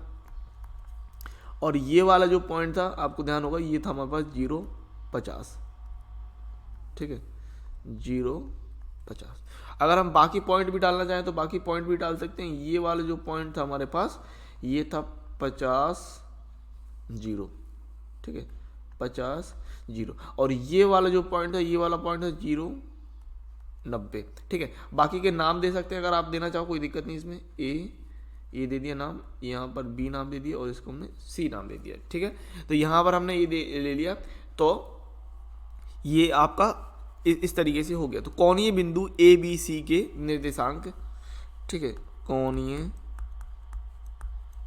बिंदु A B C, O A B C, ओ के निर्देशांक क्रमशः क्या है, ए के तो हो गए हमारे पास 30 0, बी के हो गए 20 30, फिर सी के हो गए 0 50, और डी ओ के हो गए 0 0 है, ठीक है। अब इसके लिए हम डाल लेते हैं, ठीक है। तो इसके लिए हम सारणी बना लेंगे, और हमारे पास z कितना था भाई, z बराबर था 4x प्लस वाई, ठीक है, के अधिकतम मान के लिए, के अधिकतम मान के लिए, कि अधिकतम मान के लिए, तो कि अधिकतम मान के लिए यहां पर ले रहे हैं कोणीय बिंदु, कोणीय बिंदु, या हम कहते हैं सुसंगत क्षेत्र के बिंदु, ठीक है। और z का संगत मान, z का संगत मान, या फिर अकेला आप z भी लिख देंगे तो कोई दिक्कत नहीं है। फिर z बराबर जो आपके पास समीकरण था, यहाँ पर आप z बराबर 4x प्लस वाई भी लिखना चाहें तो भी कोई दिक्कत नहीं है, ठीक है ना। तो इस तरीके से हमने ले लिया, और 4 बिंदु है हमारे पास, तो 1 2 और 3 और ये 4 बिंदु हमारे पास आ गए। और इसके लिए हम डालते हैं तो ये 0 0 है। इसके अलावा या फिर हम इसमें इस तरीके से भी ले सकते हैं कि जो O है, वो 0 0 है, ए बी और सी। ठीक है, तो ए कितना है, ए है लिया था हमारे पास 30 0, बी था 20 30 और सी जो था वो था हमारे पास 0 50। तो अगर हमने जेड के लिए वैल्यू निकाली तो एक्स और वाई के हमें सिर्फ मान रखने हैं। ठीक है, तो जेड बराबर यहाँ आ जाएगा हमारे पास 0 और 30 रखेंगे तो 120 हो जाएगा, वाई तो 0 है। 20 30 रखते हैं तो 4 दूनी 8 80 110 हो जाएगा। और अगर आपने 0 और 50 रखा तो ये मिलेगा 50। ठीक है 50। तो हमारे पास मैक्सिमम वैल्यू कितनी आ गई, ये आ गई 120। ठीक है, अधिकतम मान। तो यहाँ पर हम लिख देंगे अतः बिंदु ए जो कि हमने लिया 30 0 पर जेड का अधिकतम मान 120 है। ये आपसे पूछ रहा था तो इस तरीके आंसर हो जाएगा। और उदाहरण नंबर 2 की बात करते हैं। तो उदाहरण 2 भी आपको वही है कि आलेखी विधि द्वारा निम्न रैखिक प्रोग्रामन समस्या को हल कीजिए निम्न व्यवरोधों के अंतर्गत। ठीक है, तो ये हमारे पास व्यवरोध हो गए इस प्रकार से और ये जेड की वैल्यू हमको दे दी है और ये कह रहा है कि न्यूनतम मान ज्ञात कीजिए। अब यहाँ पर न्यूनतम मान निकालने के लिए आपसे कह रहा है, तो न्यूनतम मान निकाल लेते हैं। तो सबसे पहले क्या करें, कहना असमीकाओं को दी हुई असमीकाओं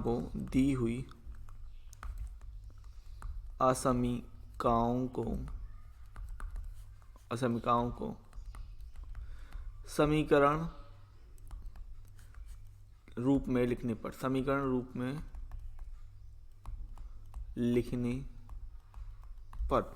तो समीकरण में लिखते हैं x प्लस 2y बराबर 10 और 3x प्लस 4y बराबर 24। ठीक है, इसके अलावा x बराबर 0 y बराबर 0। ठीक है, x बराबर 0 और y बराबर 0। ठीक है ना, और यहाँ पर हमने इसको ले लिया समीकरण नंबर 1, समीकरण नंबर 2। फिर आपको बिंदु चाहिए तो समीकरण 1 से बिंदु समीकरण 1 से बिंदु क्या मिलेगा, अगर हमने y का मान 0 रखा तो x का मान होगा 10, तो 10 0 और अगर x का मान 0 रख रहे हैं तो y का मान 5 निकलने वाला है। ठीक है ना, क्योंकि 2 का भाग हो जाएगा। समीकरण 2 से बिंदु, तो समीकरण 2 से बिंदु अगर हम बात करें तो y का मान 0 रखने पर 3 का भाग होगा तो 8 3 24, तो 8 0 आएगा। और अगर हमने x का मान 0 रखा तो 4 का भाग हो जाएगा तो 6 चौके 24 6 आ जाएगा। तो समीकरण 1 और 2 से हमने बिंदु निकाल लिए। ठीक है, इसके अलावा हमें इंटरसेक्शन पॉइंट भी चाहिए पड़ता तो इनको हम सॉल्व कर लेते हैं दोनों को। तो सिंपली है कि समीकरण 1 में 2 का गुणा करके समीकरण 2 से घटाने पर, ठीक है, घटाने पर तो यहाँ समीकरण 1 में 2 का गुणा करेंगे तो 2x प्लस 4y बराबर 20 और 3x प्लस 4y बराबर 24 घटा देंगे, घटाने पर तो माइनस माइनस माइनस चिन्ह बदलते हैं, 4y से 4y कैंसिल हो रहा है, ये बचेगा माइनस x बराबर माइनस का 4, यानी यहाँ से कह सकते हैं x बराबर हमें मिल गया 4। ठीक है, x बराबर 4 मिल गया। फिर समीकरण 1 में अगर हम वैल्यू रख देते हैं, ठीक है, समीकरण 1 से या फिर यहाँ पर ले लेते हैं इस तरीके से, यहाँ पर ये चीज़ ले लेते हैं समीकरण 1 से।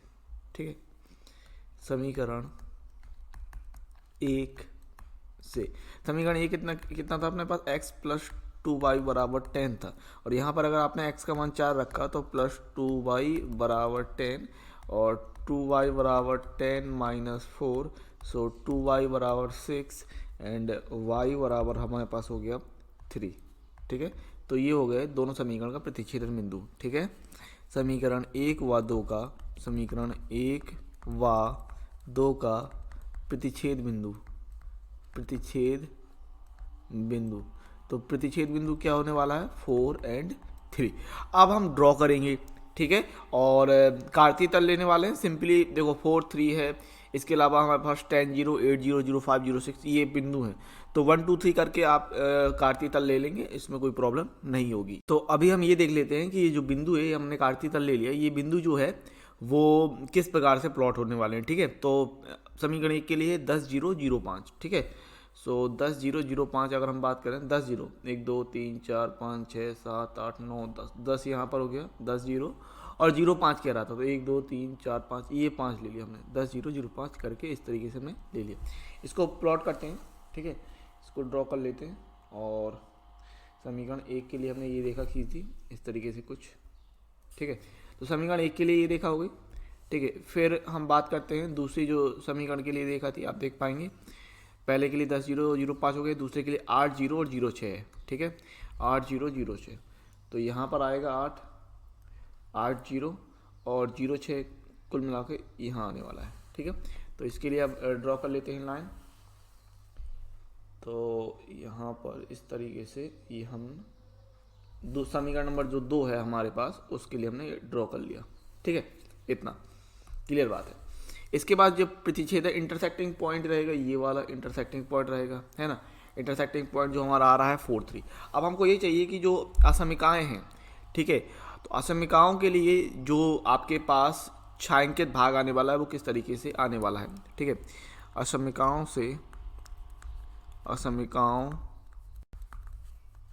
से छायांकित भाग ये दिखने वाले हैं। तो पहली असमिका कितनी थी हमारे पास, x + 2y greater than equal to 10, x + 2y greater than equal to 10। अगर आपने यहाँ पर x और y का मान रखा 0 0, तो 0 ग्रेटर देन इक्वल टू 10 होने का मतलब ये हो गया असत्य।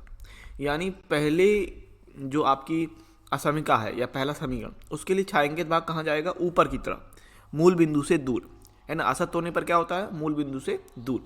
यानी ये जो पहली रेखा थी आपके पास, ये नीचे वाली जो इस तरीके से जाएगा ये छायांकित भाग, ठीक है। ये देख पाएंगे ऊपर की तरफ रहेगा, किसके लिए, ये पहले समीकरण के लिए, ठीक है, पहले समीकरण के लिए, बात समझिएगा, ठीक है।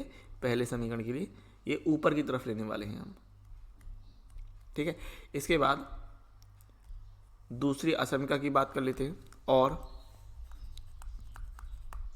और दूसरी जो असमिका है हमारे पास 3x + 4y < 24। अगर x और y का मान 0 0 रखा तो 0 < 24, ये हो रही सत्य। तो अब इसके लिए क्या आने वाला है, इसके लिए नीचे वाला हिस्सा होने वाला है, बात को समझिएगा, ठीक है। यहाँ पर गौर कीजिएगा, यहाँ पर जो हिस्सा है ये हिस्सा ऊपर की तरफ है, ठीक है, इसके लिए।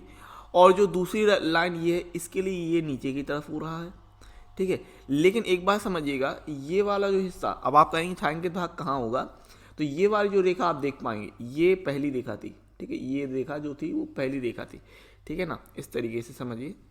तो इसमें ही जाएगा ऊपर की तरफ, किसकी तरफ ही जाएगा, ऊपर की तरफ। तो ये ऊपर, यहाँ पर ये ऊपर की तरफ रहेगा कि नहीं, ठीक है। लेकिन ये दूसरे वाले में क्या होगा, जब हम इसको फॉलो कर रहे हैं दूसरी लाइन को, तो ये इस तरफ को आएगा, ठीक है। तो जो उभयनिष्ठ भाग अपन को मिलने वाला है, जो आपके पास उभयनिष्ठ भाग होने वाला है, वो सिर्फ ये होने वाला है, ठीक है।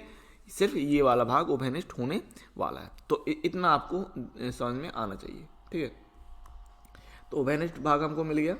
उभयनिष्ठ भाग क्या होने वाला है, उभयनिष्ठ भाग ये वाला एरिया होने वाला है, ये आपका सुसंगत क्षेत्र यानी उभयनिष्ठ एरिया होने वाला है, ठीक है। इतनी बात आपको क्लियर रही होगी। और यहाँ पर पॉइंट की बात कर लेते हैं, तो पॉइंट भी देख लीजिए। इसको, ये तो प्रतिच्छेदन बिंदु, इसको हमने ए ले लिया, ये वाला पॉइंट हमने बी कह दिया और ये हमने कह दिया सी, ठीक है। और पॉइंट क्या था इसके लिए, तो प्रतिच्छेद के लिए थे 4 3, यहाँ पर था 0 6 और यहाँ पर था हमारे पास 0 5, ठीक है। और चाहो तो बाकी पॉइंट भी ले सकते थे, ये है 10 0 और ये है 8 0, ठीक है, ये पॉइंट। अब आपको कौन सारे बिंदु मिल गए, ठीक है। तो हम जेड के लिए वैल्यू निकाल लेते हैं, ठीक है। तो यहाँ पर हमने लिख लिया कोणीय बिंदु, कोणीय, या फिर इतना और लिख लीजिए सुसंगत क्षेत्र, फिजिबल रीजन, सुसंगत क्षेत्र के लिए बिंदु तो सुसंगत क्षेत्र के लिए बिंदु हमारे पास कितने मिल गए, ये हमारे पास मिल गए 4 3 0 6 एंड 0 5। ठीक है, तो यहाँ पर हम ले लेते हैं कोणीय बिंदु, कोणीय बिंदु और जेड कितना था हमारे पास, जेड था 200x प्लस 500y का के संगत मान, इसका मान निकालने वाले हैं। ठीक है, तीन ही बिंदु है पास, सो 1 2 और ये हो गया 3, सिंपल। ठीक है, अब कौन ये बिंदु ले रहे थे, a बराबर कितना है 4 3, b बराबर 0 6 एंड c बराबर हमने ले लिया 0 5। अब वैल्यू अगर पुट करिए आपने जेड के लिए, तो यहाँ पर 4 3 के लिए कितना हो रहा है 2300।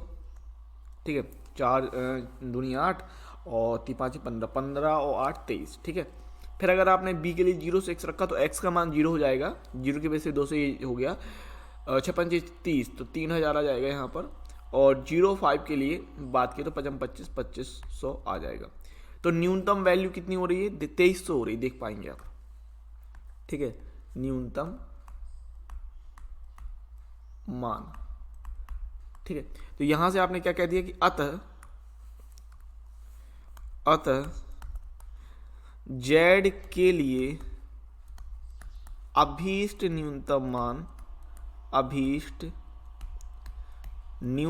मान बिंदु 4 3 पर 2300 है। ठीक है, 2300 है, सिंपल। तो ये हो जाएगा आंसर। ओके, आगे बात करते हैं और उदाहरण नंबर 3 देखते हैं। तो उदाहरण नंबर 3 हमें दे रहा है कि आलेखीय विधि से निम्न समस्या को हल कीजिए निम्न व्यवरोधों के अंतर्गत। ठीक है, सो ये हमें व्यवरोध दे दिए इस तरीके से, और ये जेड की वैल्यू कह रहा है। अब यहाँ पर ये कह रहा है कल न्यूनतम और अधिकतम मान ज्ञात कीजिए। तो दी हुई असमीकाओं को समीकरण रूप में लिखनी पड़, दी हुई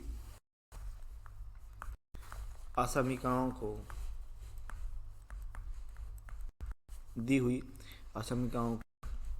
समीकरण रूप में लिखने पर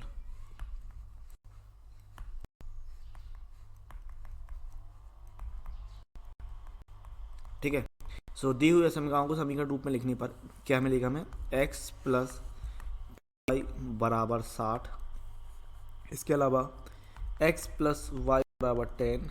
ठीक है, और x less than equal to Y कह रहा है, x बराबर y, x बराबर 0 और y बराबर 0। ठीक है, तो ये समीकरण नंबर 1 हो गया, ये समीकरण नंबर 2 हो गया, ये समीकरण नंबर 3 हो गया। यानी यहाँ से हम 3 रेखाएं खींचने वाले हैं। ठीक है, तो समीकरण 1 के लिए बिंदु, समीकरण 1 के लिए बिंदु। ठीक है, तो समीकरण 1 के लिए बिंदु कितने होने वाले हैं यहाँ पर हमारे पास, अगर हमने y का 0 रखा तो x का मान 60 मिलेगा, 60 0, और अगर हमने y का मान 0 रख दिया, ठीक है, x का मान 0 रखा, x का मान 0 रखने पर 3 का भाग हुआ तो हो जाएगा 20। ठीक है ना। समीकरण 2 के लिए बिंदु, तो समीकरण 2 के लिए बिंदु क्या होने वाला है, x का मान 0 पर, y का मान 0 पर x का मान 10 मिलेगा, 10 0, और x का मान 0 पर y का मान 10 मिलेगा। ठीक है, समीकरण 3 के लिए, समीकरण 3 तो आपका सीधा सीधा है, क्योंकि समीकरण 3 जो होगा वो मूल बिंदु से जाने वाली एक रेखा होगी।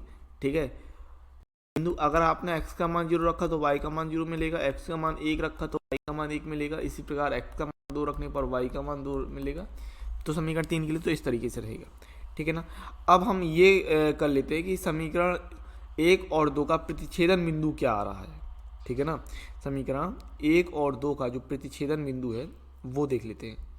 तो समीकरण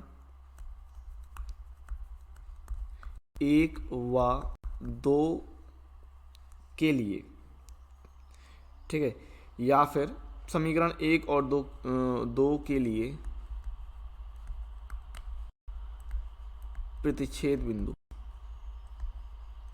तीनों ही समीकरणों के लिए आपको अलग अलग देखना पड़ेगा, तीनों ही समीकरण, क्योंकि आपको ये नहीं पता, आप आलेख डाल रहे हैं, आपको ये नहीं पता, या फिर एक काम करते हैं, प्रतिच्छेदन बिंदु हम बाद में याद करते हैं, पहले आलेख डाल लेते हैं। उससे क्या होगा कि हमें ये पता चल जाएगा कि रेखा आखिर कट कहाँ कहाँ रही है। ठीक है, तो ये हमने कार्तीय तल ले लिया, और कार्तीय तल हमने इसको 5 के अकॉर्डिंग डिवाइड किया है, मतलब 5, 10, 15, 20 इस तरीके से डिवाइड किया है। यानी यहाँ पर 5 है, यहाँ पर भी 5 है, ठीक है। और यहाँ पर आप ले 10, 15, 20, 25, यहाँ 25 दिखा दें, 30, 35, 40, यहाँ 40 दिखा सकते हैं। इसके बाद 40, 45, 50, 55, 60, यहाँ हमने 60 ले लिया। इस तरीके से हमने कुछ बिंदु दिखा दिए, ठीक है। 5, 10, 15, यहाँ हमने 20 ले लिया, 25, 30, 35 ले लिया यहाँ पर, ठीक है। 40, 45, 40, 45, ठीक है। और ये 55 और यहाँ हमने 60 ले लिया, ठीक है। इस तरीके से हमने कुछ डिवाइड कर दिया, तो 5 के अकॉर्डिंग डिवाइड कर दिया। अब हम क्या करते हैं, मैंने आपसे कहा कि आप पहले रेखाओं को डाल दीजिए, ठीक है। उससे क्या होगा, हमें ये पता चल जाएगा कि कौन सी रेखा किस तरीके से आपको इंटरसेक्ट कर रही है, क्योंकि हमें फर्स्ट कोऑर्डिनेट में, प्रथम चतुर्थांश में ये सब कुछ करना है। तो समीकरण 1 के लिए था 60, 0 और 0, 20, ठीक है। तो 60 ये रहा, है ना, और 60, 0 ये हो गया, और 0, 20 यहाँ पर हो गया। तो इसके लिए हमने अगर रेखा ड्रॉ की तो यहाँ पर आप देख पाएंगे कि इस तरीके से हम रेखा ड्रॉ कर देते हैं। एक हमने ये रेखा ली और ये रेखा हमने यहाँ पर ड्रॉ कर दी, ठीक है। तो ये रेखा हमने डाल दी, ये हो गई पहली रेखा के लिए। फिर दूसरी रेखा थी हमारे पास 10, 0 और 0, 10। तो 10, 0, 0, 10 कहाँ आएगा देख पाएंगे आप, सिंपल है, ये है 10, 0 और ये है 0, 10, ठीक है। तो इसके लिए देख लेते हैं। तो देखो ये जो सेकेंड रेखा है, दूसरी रेखा, ये आपका इंटरसेक्ट कहाँ कर रही है, दूसरे चतुर्थांश में इंटरसेक्ट करेगी, ठीक है। इसीलिए आपको फर्स्ट कोऑर्डिनेट के लिए इसका इंटरसेक्टिंग पॉइंट, प्रतिच्छेदन बिंदु नहीं मिल रहा है। तो पहली और दूसरी समीकरण, जो समीकरण दिए हैं, पहली और दूसरी समीकरण, उनको हल नहीं करने वाले अपन, उनको हल नहीं करने वाले हैं, ठीक है ना। तीसरी जो रेखा है वो सिंपली आपकी मूल बिंदु से होकर जाने वाली है 45 डिग्री के एंगल पर, क्योंकि x बराबर y ले रहे हैं, 0, 0, 1, 1, 2, 2 आएगा। तो 45 एंगल पर ये कुछ इस तरीके से मूल बिंदु से होकर जाने वाली तीसरी रेखा होगी, ठीक है। तो ये हमने तीसरी रेखा डाल दी, ठीक है। अब हम, बस इतना हो गया। अब हमको ये देखना है, देखो तीसरी रेखा जो ऐसी है वो पहली रेखा और दूसरी रेखा को इंटरसेक्ट कर रही है, तो तीसरी रेखा से हम निकालेंगे। अब आपको बात समझ में आ रही होगी कि तीसरी रेखा से जो है वो इंटरसेक्ट कर रही है दोनों अन्य रेखाओं से। हम तो करने वाले हैं समीकरण 1 और 3 को हल, व 2 और 3 को हल करने वाले हैं, ठीक है ना। तो समीकरण 1 व 3, ठीक है। तो समीकरण हमारे पास एक कितना है, x + 3y बराबर 60 है, और 3 है x बराबर y। तो यहाँ पर सिंपली हम x बराबर जो y है इसमें रख देते हैं। सो कितना मिलेगा, y + 3y बराबर 60, यानी 4y बराबर 60। और यहाँ से हमें y का मान कितना मिल गया, y का मान मिल गया 15, ठीक है। अब y का मान 15 है तो x का मान भी 15 कहलाएगा, क्योंकि x बराबर y है, ठीक है ना। इतनी बात क्लियर है, x का मान भी हमारे पास 15 रहेगा। तो इसीलिए x बराबर y बराबर 15। समीकरण 1 व 3 का प्रतिच्छेदन बिंदु, समीकरण 1 व 3 का प्रतिच्छेद बिंदु कितना हो गया, 15, 15। तो बात आप समझ पाएंगे। समीकरण 1 कौन सा था, समीकरण 1 ये है, और समीकरण 3 के लिए देखा ये। तो प्रतिच्छेदन बिंदु ये जो मेरा ये है 15, 15, ठीक है। इतनी बात क्लियर है ना। इसके बाद समीकरण 2 व 3 से, समीकरण 2 व, तो समीकरण 2 हमारे पास कितना था, x + y बराबर 10। और समीकरण हम अगर 3 की बात करें तो x बराबर y है, तो यहाँ पर सिंपल रखना है y + y बराबर 10। सो 2y बराबर 10। तो यहाँ से हमारे पास y का मान कितना निकलने वाला है, 5। अब इसीलिए जब y का मान 5 है तो करें x बराबर y बराबर 5, ठीक है ना। समीकरण 2 व 3 का, समीकरण 2 व 3 का प्रतिच्छेद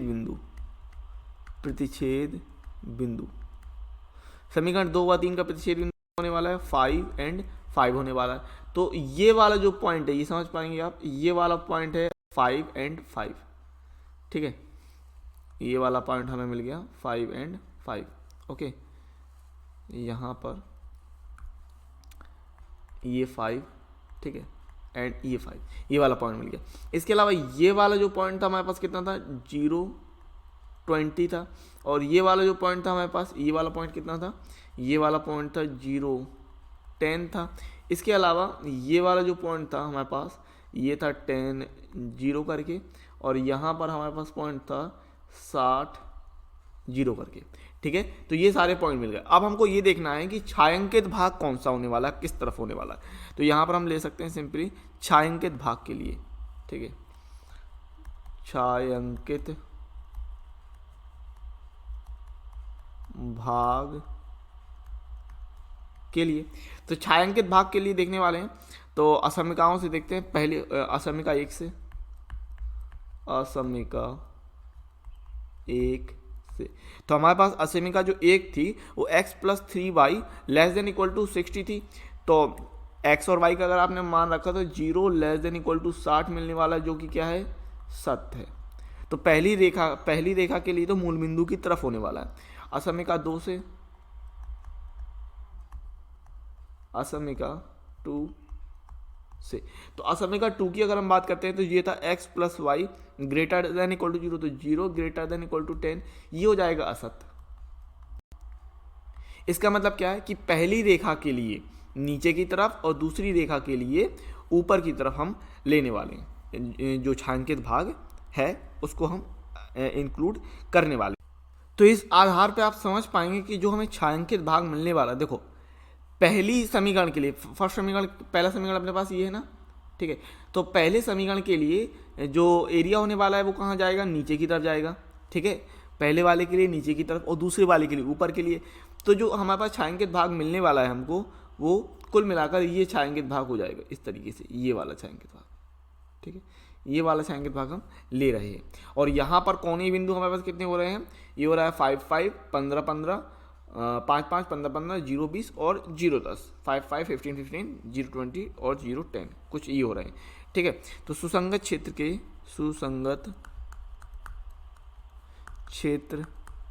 के बिंदु, ठीक है।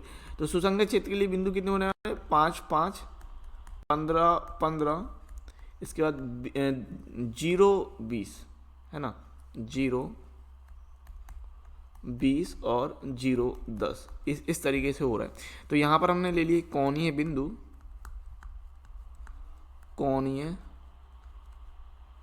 बिंदु और z है हमारे पास कितना, 3x + 9y, ओके। और 4 मान निकाल लें, 1 2 3 और ये 4, ठीक है, इस तरीके से। तो यहाँ पर ले लिया हमने 5 5, इसके अलावा 15 15, इसके अलावा 0 20 और 0 10, ठीक है। अब जेड की अगर आपने वैल्यू निकाली तो 5 3 15 और 9 5 45, यानी कितना जाएगा यहाँ पर, 5 5 के लिए हो गया 60, फिर 15 15 की अगर हम बात करते हैं तो 180 आ जाएगा, और 0 20 के लिए 180 हो रहा है, और 0 10 के लिए 90 हो रहा है। तो न्यूनतम मान और अधिकतम मान आपसे पूछ रहा था, तो ये तो हो गया भाई न्यूनतम मान।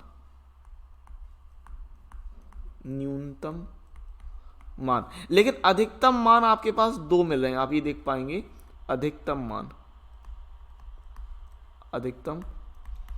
मान। और मैंने आपसे कहा था कि अगर एक से ज़्यादा, अगर 2 बिंदुओं पर या एक से ज़्यादा बिंदुओं पर अधिकतम मान या न्यूनतम मान प्राप्त होता है तो उसके हम अनंत हल कह देते हैं। क्या कह देते हैं, अनंत हल या बहुइष्टतम हल।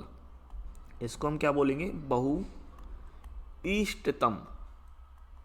हल या अनंत हल भी बोलते हैं, ठीक है, अनंत हल, इस तरीके से। तो यहां पर हम कह सकते हैं, अतः z का न्यूनतम मान बिंदु 5 5 पर 60 है, और अधिकतम मान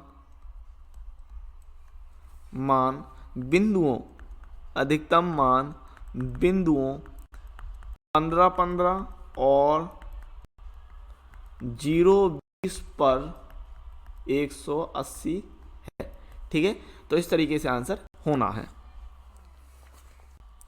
आगे बात करते हैं उदाहरण नंबर 4 की। तो उदाहरण नंबर 4 आपको कह रहा है कि आलेखीय विधि द्वारा उद्देश्य फलन z बराबर -50x प्लस 20y का न्यूनतम मान निम्नलिखित व्यवरोधों के अंतर्गत ज्ञात कीजिए। ठीक है, तो ये हमारे पास व्यवरोध हो गए असमीकाएं, और इनके लिए ज्ञात करना है। सबसे पहले हम लिखेंगे दी हुई असमीकाओं को,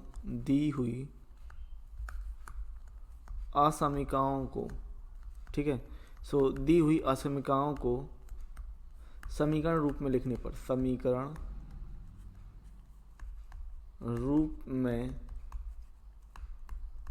लिखने पर, तो दी हुई समीकरणों को समीकरण रूप में लिखते हैं। सो 2x माइनस वाई बराबर -5, 3x प्लस वाई बराबर 3, 2x माइनस 3y बराबर 12, और यहाँ पर हम ले सकते हैं x बराबर 0 और y बराबर 0, ये हमने ले लिया। ठीक है, इसके बाद ये समीकरण 1, समीकरण 2 और समीकरण 3 हो गया। अब हर एक के लिए हम बिंदु निकालने वाले हैं। तो समीकरण 1 के लिए बिंदु, समीकरण 1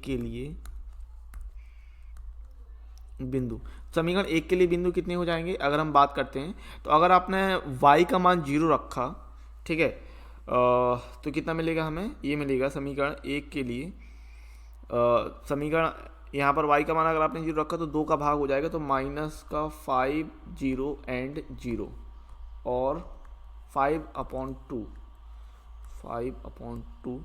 0, और अगर x का मान 0 रखा तो x का मान 0 रखने पर हमें कितना मिल जाएगा, ये मिल जाएगा 0 एंड 5, इतना मिल जाएगा। ठीक है, -5 0, माइनस का 5/2 0 और 0 5। ठीक है, इसके अलावा अगर हम बात करें तो और कोई बिंदु अपन को मिल सकता है यहाँ पर। अगर हमने यहाँ पर x का मान 1 रखा, ठीक है, सोचिएगा x का मान 1 एक काम करते हैं, x का मान 1 रखते हैं तो सही रहेगा।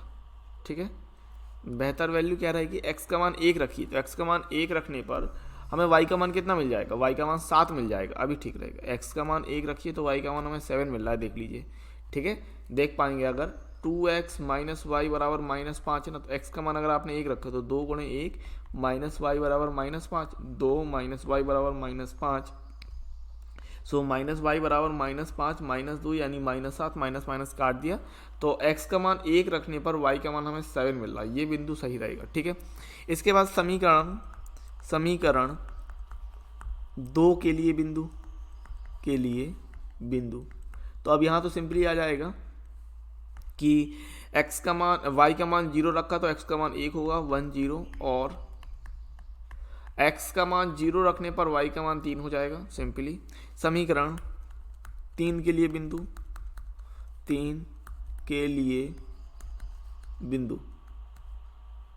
तो समीकरण 3 के लिए बिंदु कितना होने वाले हैं, y का मान 0 रखने पर x का मान 6 आ जाएगा, तो 6 0, और यहाँ पर x का मान 0 रखा तो y का मान -4 हो रहा है। ठीक है, अब सबसे पहला काम हम ये करेंगे, छायांकित भाग बाद में देखेंगे, पहले हम इनको ड्रॉ करेंगे ताकि आपको पता चल जाएगा कौन इंटरसेक्ट कर रहा है, कौन इंटरसेक्ट नहीं कर रहा है, किस तरीके से रेखाएं जा रही हैं। तो हमने यहाँ पर ये आपका कार्तीय तल ले लिया है, और इसमें हम पहले रेखाओं को ड्रॉ कर लेते हैं। ठीक है, सबसे पहले तो पहली रेखा के लिए था 17 और 05, तो 05 कहाँ मिलने वाला है, और जो यूनिट लिए 1 2 3 करके यूनिट लिए 05 हमारे पास ये मिल जाएगा, 05 ये होगा। और अगर हम बात करें 17 की, तो 17 आप ये देखेंगे x पर 1 और y पर 7, तो लगभग हमको क्या मिल जाएगा, ये पॉइंट मिल जाएगा, है ना, ये वाला पॉइंट। तो ये 2 पॉइंट हमें दिख रहे हैं, आपको दिख रहे होंगे, एक ये पॉइंट ले लिया हमने और एक ये पॉइंट ले लिया। इन दोनों पॉइंटों से हम रेखा गुजार देते हैं। ठीक है, इन दोनों ही पॉइंटों से हमने रेखा जो है वो ड्रॉ कर दी, तो ये हो जाएगा हमारे पास समीकरण नंबर 1 कुल मिलाकर। ठीक है, ये हो गई समीकरण 1 के लिए रेखा। ठीक है, फिर समीकरण 2 हमारे पास था 1 0 और 0 3, तो 1 0 कहाँ पर होने वाला है, 1 0 x, ये हो जाएगा x के लिए, और 0 3 हो जाएगा हमारे पास ये। ठीक है, तो इन दोनों से रेखा गुजार देते हैं। ठीक है, इन दोनों से हमने रेखा गुजार दी, और ये कुछ इस तरीके से ये रेखा चली जाएगी, ठीक है ना। ये रेखा दूसरी रेखा हो गई, ठीक है। ये दूसरे समीकरण के लिए रेखा खींच दी। तीसरा समीकरण था 60, तो 60 कहाँ होने वाला है देख लीजिए, ये रहा 60 एक्स पर, और 0 -4 कह रहा है, ठीक है। तो y के लिए -4 आएगा, या इसके लिए हम कुछ और अगर बिंदु सोच सकते हैं, तो देखिए इसके लिए दूसरा बिंदु हम देख पाएंगे 9, 2। कितना बिंदु देख पाएंगे 9, 2, या फिर 0 -4 भी देख लेंगे, कोई दिक्कत नहीं। 0 -4 कहाँ पर आएगा, 0 अगर -4 की बात करें तो वो नीचे की तरफ आएगा, ठीक है। किसकी तरफ आएगा, तो हमने क्या किया कि हमने थोड़ा सा नीचे y डैश के लिए, यहाँ पर आप देख पाएंगे कि ये y डैश के लिए हमने थोड़ा सा नीचे की तरफ और जगह ले ली, और यहाँ पर अगर हम 0 -4 अगर ड्रॉ करना चाहें तो यहाँ पर हमने मान लिया ये 0 -4। तो अगर आप यहाँ से इस तरीके से ड्रॉ करना चाहें तो इस तरीके से भी ड्रॉ कर सकते हैं, या फिर एक समीकरण नंबर 3 के लिए हम एक नया बिंदु 9 और 2 ले सकते हैं। 9, 2 भी आ जाएगा इसके लिए, समीकरण 3 के लिए 9, 2 करके एक नया बिंदु हम ले सकते हैं अगर लेना चाहो, नहीं तो इसी के लिए हम बना देते हैं। तो ये आपका इस तरीके से हमने ये तीसरे समीकरण को डाल दिया, ठीक है। तीसरे समीकरण के लिए जो तीसरी रेखा होने वाली थी वो इस तरीके से डाल दी, ठीक है। अब इसके लिए हम क्या करते हैं, इसके लिए हम ये देखते हैं कि छायांकित भाग कहाँ होने वाला है ना। इसके लिए क्या देखना है कि छायांकित भाग कहाँ होने वाला है। ओके, तो अब देख लेते हैं यहाँ पर असमकाओं के लिए, या फिर लिख देते हैं अकेला छायांकित भाग के लिए, ठीक है। छायांकित भाग के लिए, ठीक है। छायांकित भाग की बात कर लेते हैं अगर, तो असमिका 1 से, असमिका 1 से, तो हमारे पास असमिका 1 कितनी थी 2x - y greater than equal to -5। तो अगर आपने x और y का मान 0, 0 रखा तो यहाँ पर हमें मिलेगा 0 ग्रेटर देन इक्वल टू -5, ये सत्य है।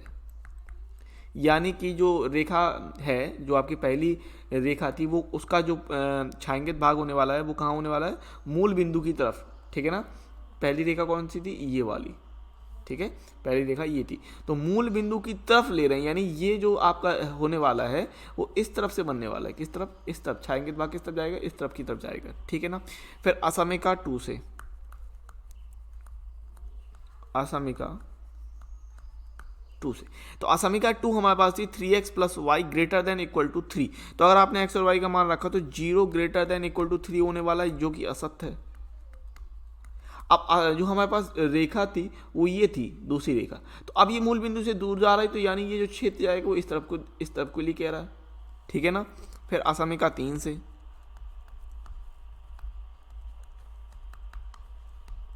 तो असमिका 3 जो थी हमारे पास 2x - 3y less than equal to 12 था, है ना। तो अगर आपने x और y का मान 0, 0 रखा तो ये मिलेगा 0 लेस देन इक्वल टू 12, जो कि सत्य है। यानी यहाँ पर भी जो हमें एरिया मिलने वाला वो कहाँ पर मिलने वाला है, मूल बिंदु की तरफ। अब मूल बिंदु की तरफ का मतलब क्या, इस तरीके से एरिया, यानी ये जो एरिया होगा इस तरफ की तरफ मिलने वाला है, ठीक है। लेकिन इसमें एक पॉइंट, इसमें एक कैच है। अब यहाँ पर आप क्या कह रहे हैं कि तीनों ही समीकरणों की रेखाओं से मिलने वाला छायांकित भाग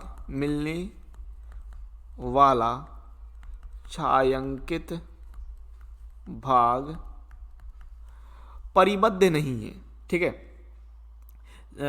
छायांकित भाग परिबद्ध नहीं है, परिबद्ध नहीं होने का मतलब है अपरिबद्ध है, यानी कि बाउंडेड नहीं है, ठीक है। कैसा है, अनबाउंडेड। मैंने आपको बताया था ना कि एक एरिया ऐसा हो सकता है जहां पर जो क्षेत्र होगा वो आपका बाउंडेड ना होगा, ठीक है। यहाँ पर कोई चीज़ हो सकती है। पहले तो हम इसके कोणीय बिंदु ले लेते हैं थोड़े से। तो ये कोणीय बिंदु हमने अगर बात की तो ये कोणीय बिंदु एक ये वाला था 17, और यहाँ पर था हमारे पास 0.5, एक ये वाला बिंदु था हमारे पास कितना 0.3 करके, ठीक है। फिर इसके बाद ये वाला बिंदु था हमारे पास 10, यहाँ पर हमको पॉइंट मिल रहा था कितना 60 करके, और ये वाला जो यहाँ पर ये वाला पॉइंट हो रहा था 0 - 4 करके, ठीक है। अच्छा, तो यहाँ पर हम चाहो तो ये एरिया इस तरीके से दिखा सकते हैं। इस तरीके से अगर आपको दिखाना है तो हम ये वाला एरिया दिखा देंगे, ठीक है, और इसमें ये वाला हम एरिया दिखा देते हैं इस तरीके से, ठीक है, ये एरिया। और ये एरिया किस तरीके का एरिया है? ये एरिया आपका अपरिबद्ध एरिया है, अनबाउंडेड एरिया है। कैसा है? Unbounded area. तो यहाँ पर हम कोणीय बिंदु और वो ले लेते हैं, कोणीय बिंदु, और z बराबर हमारे पास कितना था? z बराबर था -50x + 20y, ठीक है। तो यहाँ पर हमने 4 कोणीय बिंदु ले लिए, 0, 5, 0, 3, 1, 0 और 6, 0, ठीक है। तो 1, 2, 3, 4 बिंदु ले लिए, 0, 5 और 0, 3, 1, 0 और 6, 0, ठीक है। तो अगर हमने 0, 5 वैल्यू रखी तो ये हो रहा है 100, फिर 0, 3 रखने पर हो रहा है 60, 1, 0 पर -50 और 6, 0 पर -300। तो ये आपका न्यूनतम मान दिखा रहा है। लेकिन यहाँ पर हम कह देंगे कि चूंकि छायांकित भाग या सुसंगत क्षेत्र परिबद्ध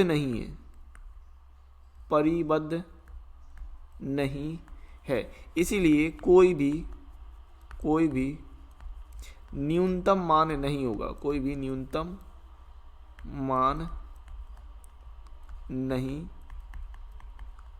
निश्चित न्यूनतम मान नहीं होगा, ठीक, कोई भी निश्चित न्यूनतम मान नहीं होगा, ऐसा कह सकते हैं, निश्चित न्यूनतम मान नहीं होगा। तो इतना हम दिखा सकते हैं, ठीक है, क्योंकि ये एरिया जो है वो पूरा खुला एरिया है, अनबाउंडेड सॉल्यूशन। ये क्या कहलाएगा? अनबाउंडेड सॉल्यूशन कहलाएगा, है ना।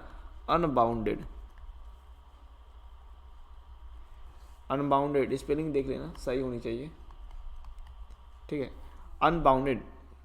अनबाउंडेड सॉल्यूशन है। तो आगे बात कर लेते हैं उदाहरण नंबर 5 के लिए। उदाहरण नंबर 5 आपको दिया निम्नलिखित व्यवरोधों के अंतर्गत z बराबर 3x + 2y का न्यूनतमीकरण कीजिए, ठीक है। तो ये हमको असमीका दे दी हैं। तो हम सबसे पहले लेने वाले हैं दी हुई असमीकाओं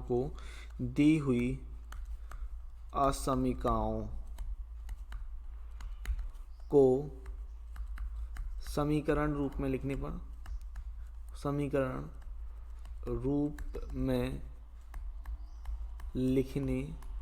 पर, ठीक है। तो यहाँ से हमको कितना मिल जाएगा? ये मिल जाएगा x + y बराबर 8, इसके अलावा 3x + 5y बराबर 15 और x बराबर 0 और y बराबर 0 ले लिया हमने। यहाँ पर सिंपली हमने ले लिया समीकरण नंबर 1, समीकरण नंबर 2। अब बिंदु देख लेते हैं। समीकरण 1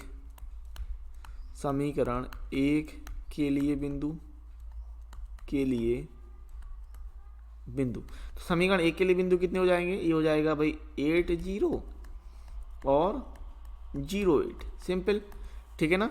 और समीकरण 2 के लिए बिंदु, तो अगर आपने y का मान 0 रखा तो 3 का भाग देने पर 5 0 मिलेगा, और अगर आपने x का मान 0 रखा तो 5 का भाग देने पर 0, 3 मिल जाएगा। अब इसके लिए सबसे पहले हम इनको रेखाओं को खींच लेते हैं। तो हमने एक कार्तीय तल ले लिया। अब इसके लिए बिंदु ले लेते हैं। समीकरण 1 के लिए बिंदु कितना हुआ है? 8, 0 और 0, 8। तो 8, 0 यहाँ पर मिल गया हमको और 0, 8 हमको ये मिल गया, ठीक है ना। अब इसके लिए हम लाइन खींच लेते हैं। तो लाइन हमने यहाँ से खींची 0, 8 और 8, 0 करके, ठीक है, इस तरीके से ले लिया हमने और ये लाइन हमने ड्रॉ कर दी, ठीक है, सिंपल। इसके बाद दूसरी हमको कह रहा था 5, 0 और 0, 3। तो दूसरा हमें 5, 0 कह रहा था, तो 5, 0 हमारे पास ये है और 0, 3 हमारे पास कितना है? ये रहा 0, 3। तो इसके लिए हम लाइन ड्रॉ कर लेते हैं, ठीक है ना। लाइन इसके लिए भी अगर हमने ड्रॉ कर ली, देखिए यहाँ पर 0, 5 एंड 0, 3 के लिए लाइन हमने ये ड्रॉ कर ली इस तरीके से, ठीक है। तो अब इसके ये वाला पॉइंट कितना था हमारे पास? अगर हम बात करें तो हमारे पास ये पॉइंट है 8, 0, यहाँ पर है 0, 8, इसके अलावा ये वाला पॉइंट है हमारे पास 50 और यहाँ पर हमारे पास ये वाला पॉइंट है 03। अब हम देखने वाले हैं छायांकित भाग। तो असमिका छायांकित भाग के लिए छायांकित भाग के लिए, ठीक है ना, तो असमिका 1 से, तो भाई असमिका जो हमारे पास 1 थी वो कितनी थी, x + y > 8। तो अगर x और y का मान 0 रखो तो सिंपली आपको पता है ना कि 0 > 8 हो रहा है, जो कि गलत है यानी असत्य। तो असमिका जो 1 यानी जो समीकरण के लिए थी उसके लिए जो छायांकित भाग होने वाला है वो कहाँ होने वाला है, ऊपर की तरफ होने वाला है ना, ऊपर की तरफ जाने वाला है। और फिर हम बात करते हैं असमिका 2 से, असमिका 2 से, तो असमिका 2 कितनी थी, 3x + 5y > 15। तो यहाँ पर अगर आपने रखा तो 0 > 15 होने वाला, जो कि सत्य है। अब इसके लिए जो दूसरा समीकरण हमने बनाया उसके लिए मूल बिंदु की तरफ हो रहा है ना, मूल बिंदु की तरफ। लेकिन यहाँ पर आप देख पा रहे हैं क्या हमें कोई सुसंगत क्षेत्र, ओभेनेट क्षेत्र प्राप्त हो रहा है, बिल्कुल नहीं प्राप्त हो रहा। देख पाएंगे कि नहीं, हमको यहाँ पर कोई भी सुसंगत क्षेत्र नहीं प्राप्त हो रहा। आप क्या दिखा पाएंगे, आप ये दिखा पाएंगे, इस तरीके से अगर दिखाना है तो आप ये दिखा रहे हैं कि पहली रेखा के लिए तो आपने ये दिखा दिया इस तरीके से कि जो क्षेत्र हो रहा है छायांकित भाग ये ऊपर की तरफ जा रहा है ना, ये किसकी तरफ जा रहा है, ये जा रहा है आपका क्षेत्र ऊपर की तरफ, और दूसरे वाले के लिए जा रहा है नीचे की तरफ, ठीक है, किसके लिए जा रहा है, नीचे की तरफ। तो यहाँ पर आप दिखा रहे हैं कि चूंकि कोई भी सुसंगत क्षेत्र प्राप्त नहीं होता है, इसलिए अतः समस्या का या रैखिक प्रोग्रामन का या LPP का, ऐसे लिख सकते हैं समस्या का, या फिर हम क्या लिख सकते हैं LPP का, ठीक है, क्या लिख सकते हैं LPP का कोई भी हल संभव नहीं है, ठीक है, कोई भी हल संभव नहीं है। तो ये आंसर कहलाएगा। तो इस तरीके से देखो मैंने आपको बताया था कि 3 तरह की पॉसिबिलिटीज हो सकती हैं। नो सॉल्यूशन, जो कि हमने उदाहरण नंबर इसमें देखा, उदाहरण नंबर 5 में। फिर हमने देखा अनबाउंडेड सॉल्यूशन, जो कि हमने उदाहरण नंबर 4 में देखा था। इनफिनाइट सॉल्यूशन, जो हमने उदाहरण नंबर 3 में देखा था। तो ये जो 3 पॉसिबिलिटीज मैंने आपको बताई थी, ये भी 3 पॉसिबिलिटीज हो गई। और सॉल्यूशन वाली पॉसिबिलिटी जो थी वो उदाहरण नंबर 1 और उदाहरण नंबर 2 में हमने कर ली थी, ठीक है। तो इस प्रकार से यह वीडियो यहीं समाप्त होता है। उम्मीद है वीडियो आपको बहुत पसंद आया होगा। यदि वीडियो आपको अच्छा लगता है तो हमारे चैनल को सब्सक्राइब करने के साथ साथ वीडियो को लाइक शेयर कमेंट्स करना मत भूलिएगा। चैनल को सब्सक्राइब कर लीजिए, बेल नोटिफिकेशन को ऑल सेलेक्ट जरूर कर लीजिए, ताकि जो भी नया वीडियो आपको मिले उसका नोटिफिकेशन आपको तुरंत मिल जाए और आप अपनी वीडियो लेक्चर के साथ, अपनी क्लास के साथ अपडेटेड बने रहें। अगर आपको वीडियो अच्छा लगा है तो वीडियो को लाइक शेयर कमेंट जरूर करें। और अगर आप लाइव क्लासेस को ज्वाइन करना चाहते हैं, लाइव क्लासेस को अटेंड करना चाहते हैं, तो हमारी एप्लीकेशन को जरूर डाउनलोड करें, जिसका लिंक आपको डिस्क्रिप्शन में मिल जाएगा, या फिर आप प्ले स्टोर में भी सर्च कर सकते हैं XP क्लासेस, वहाँ से भी आप हमारी एप्लीकेशन को जरूर डाउनलोड करें। लाइव क्लासेस के साथ साथ वहाँ पर आपको फ्री PDF नोट सॉल्यूशन और एक डेडिकेटेड व्हाट्सएप ग्रुप भी प्रोवाइड किया जाता है, ताकि जो भी कुछ आपका डाउट हो आप अपने डाउट को उस व्हाट्सएप ग्रुप के थ्रू पूछ सकते हैं और अपनी क्वेरी को सॉल्व कर सकते हैं। यदि आप हमसे जुड़ना चाहते हैं तो हमारे सोशल मीडिया प्लेटफॉर्म को जरूर फॉलो करें। फेसबुक, टेलीग्राम, इंस्टाग्राम और ट्विटर के लिंक आपको डिस्क्रिप्शन में ही मिल जाएंगे। सभी के लिंक आपको डिस्क्रिप्शन में दिए हुए हैं, तो उनको आप फॉलो जरूर कर सकते हैं। वहाँ पर हमें मिलेंगे अगली वीडियो लेक्चर के साथ। तब तक के लिए जय हिंद, जय भारत।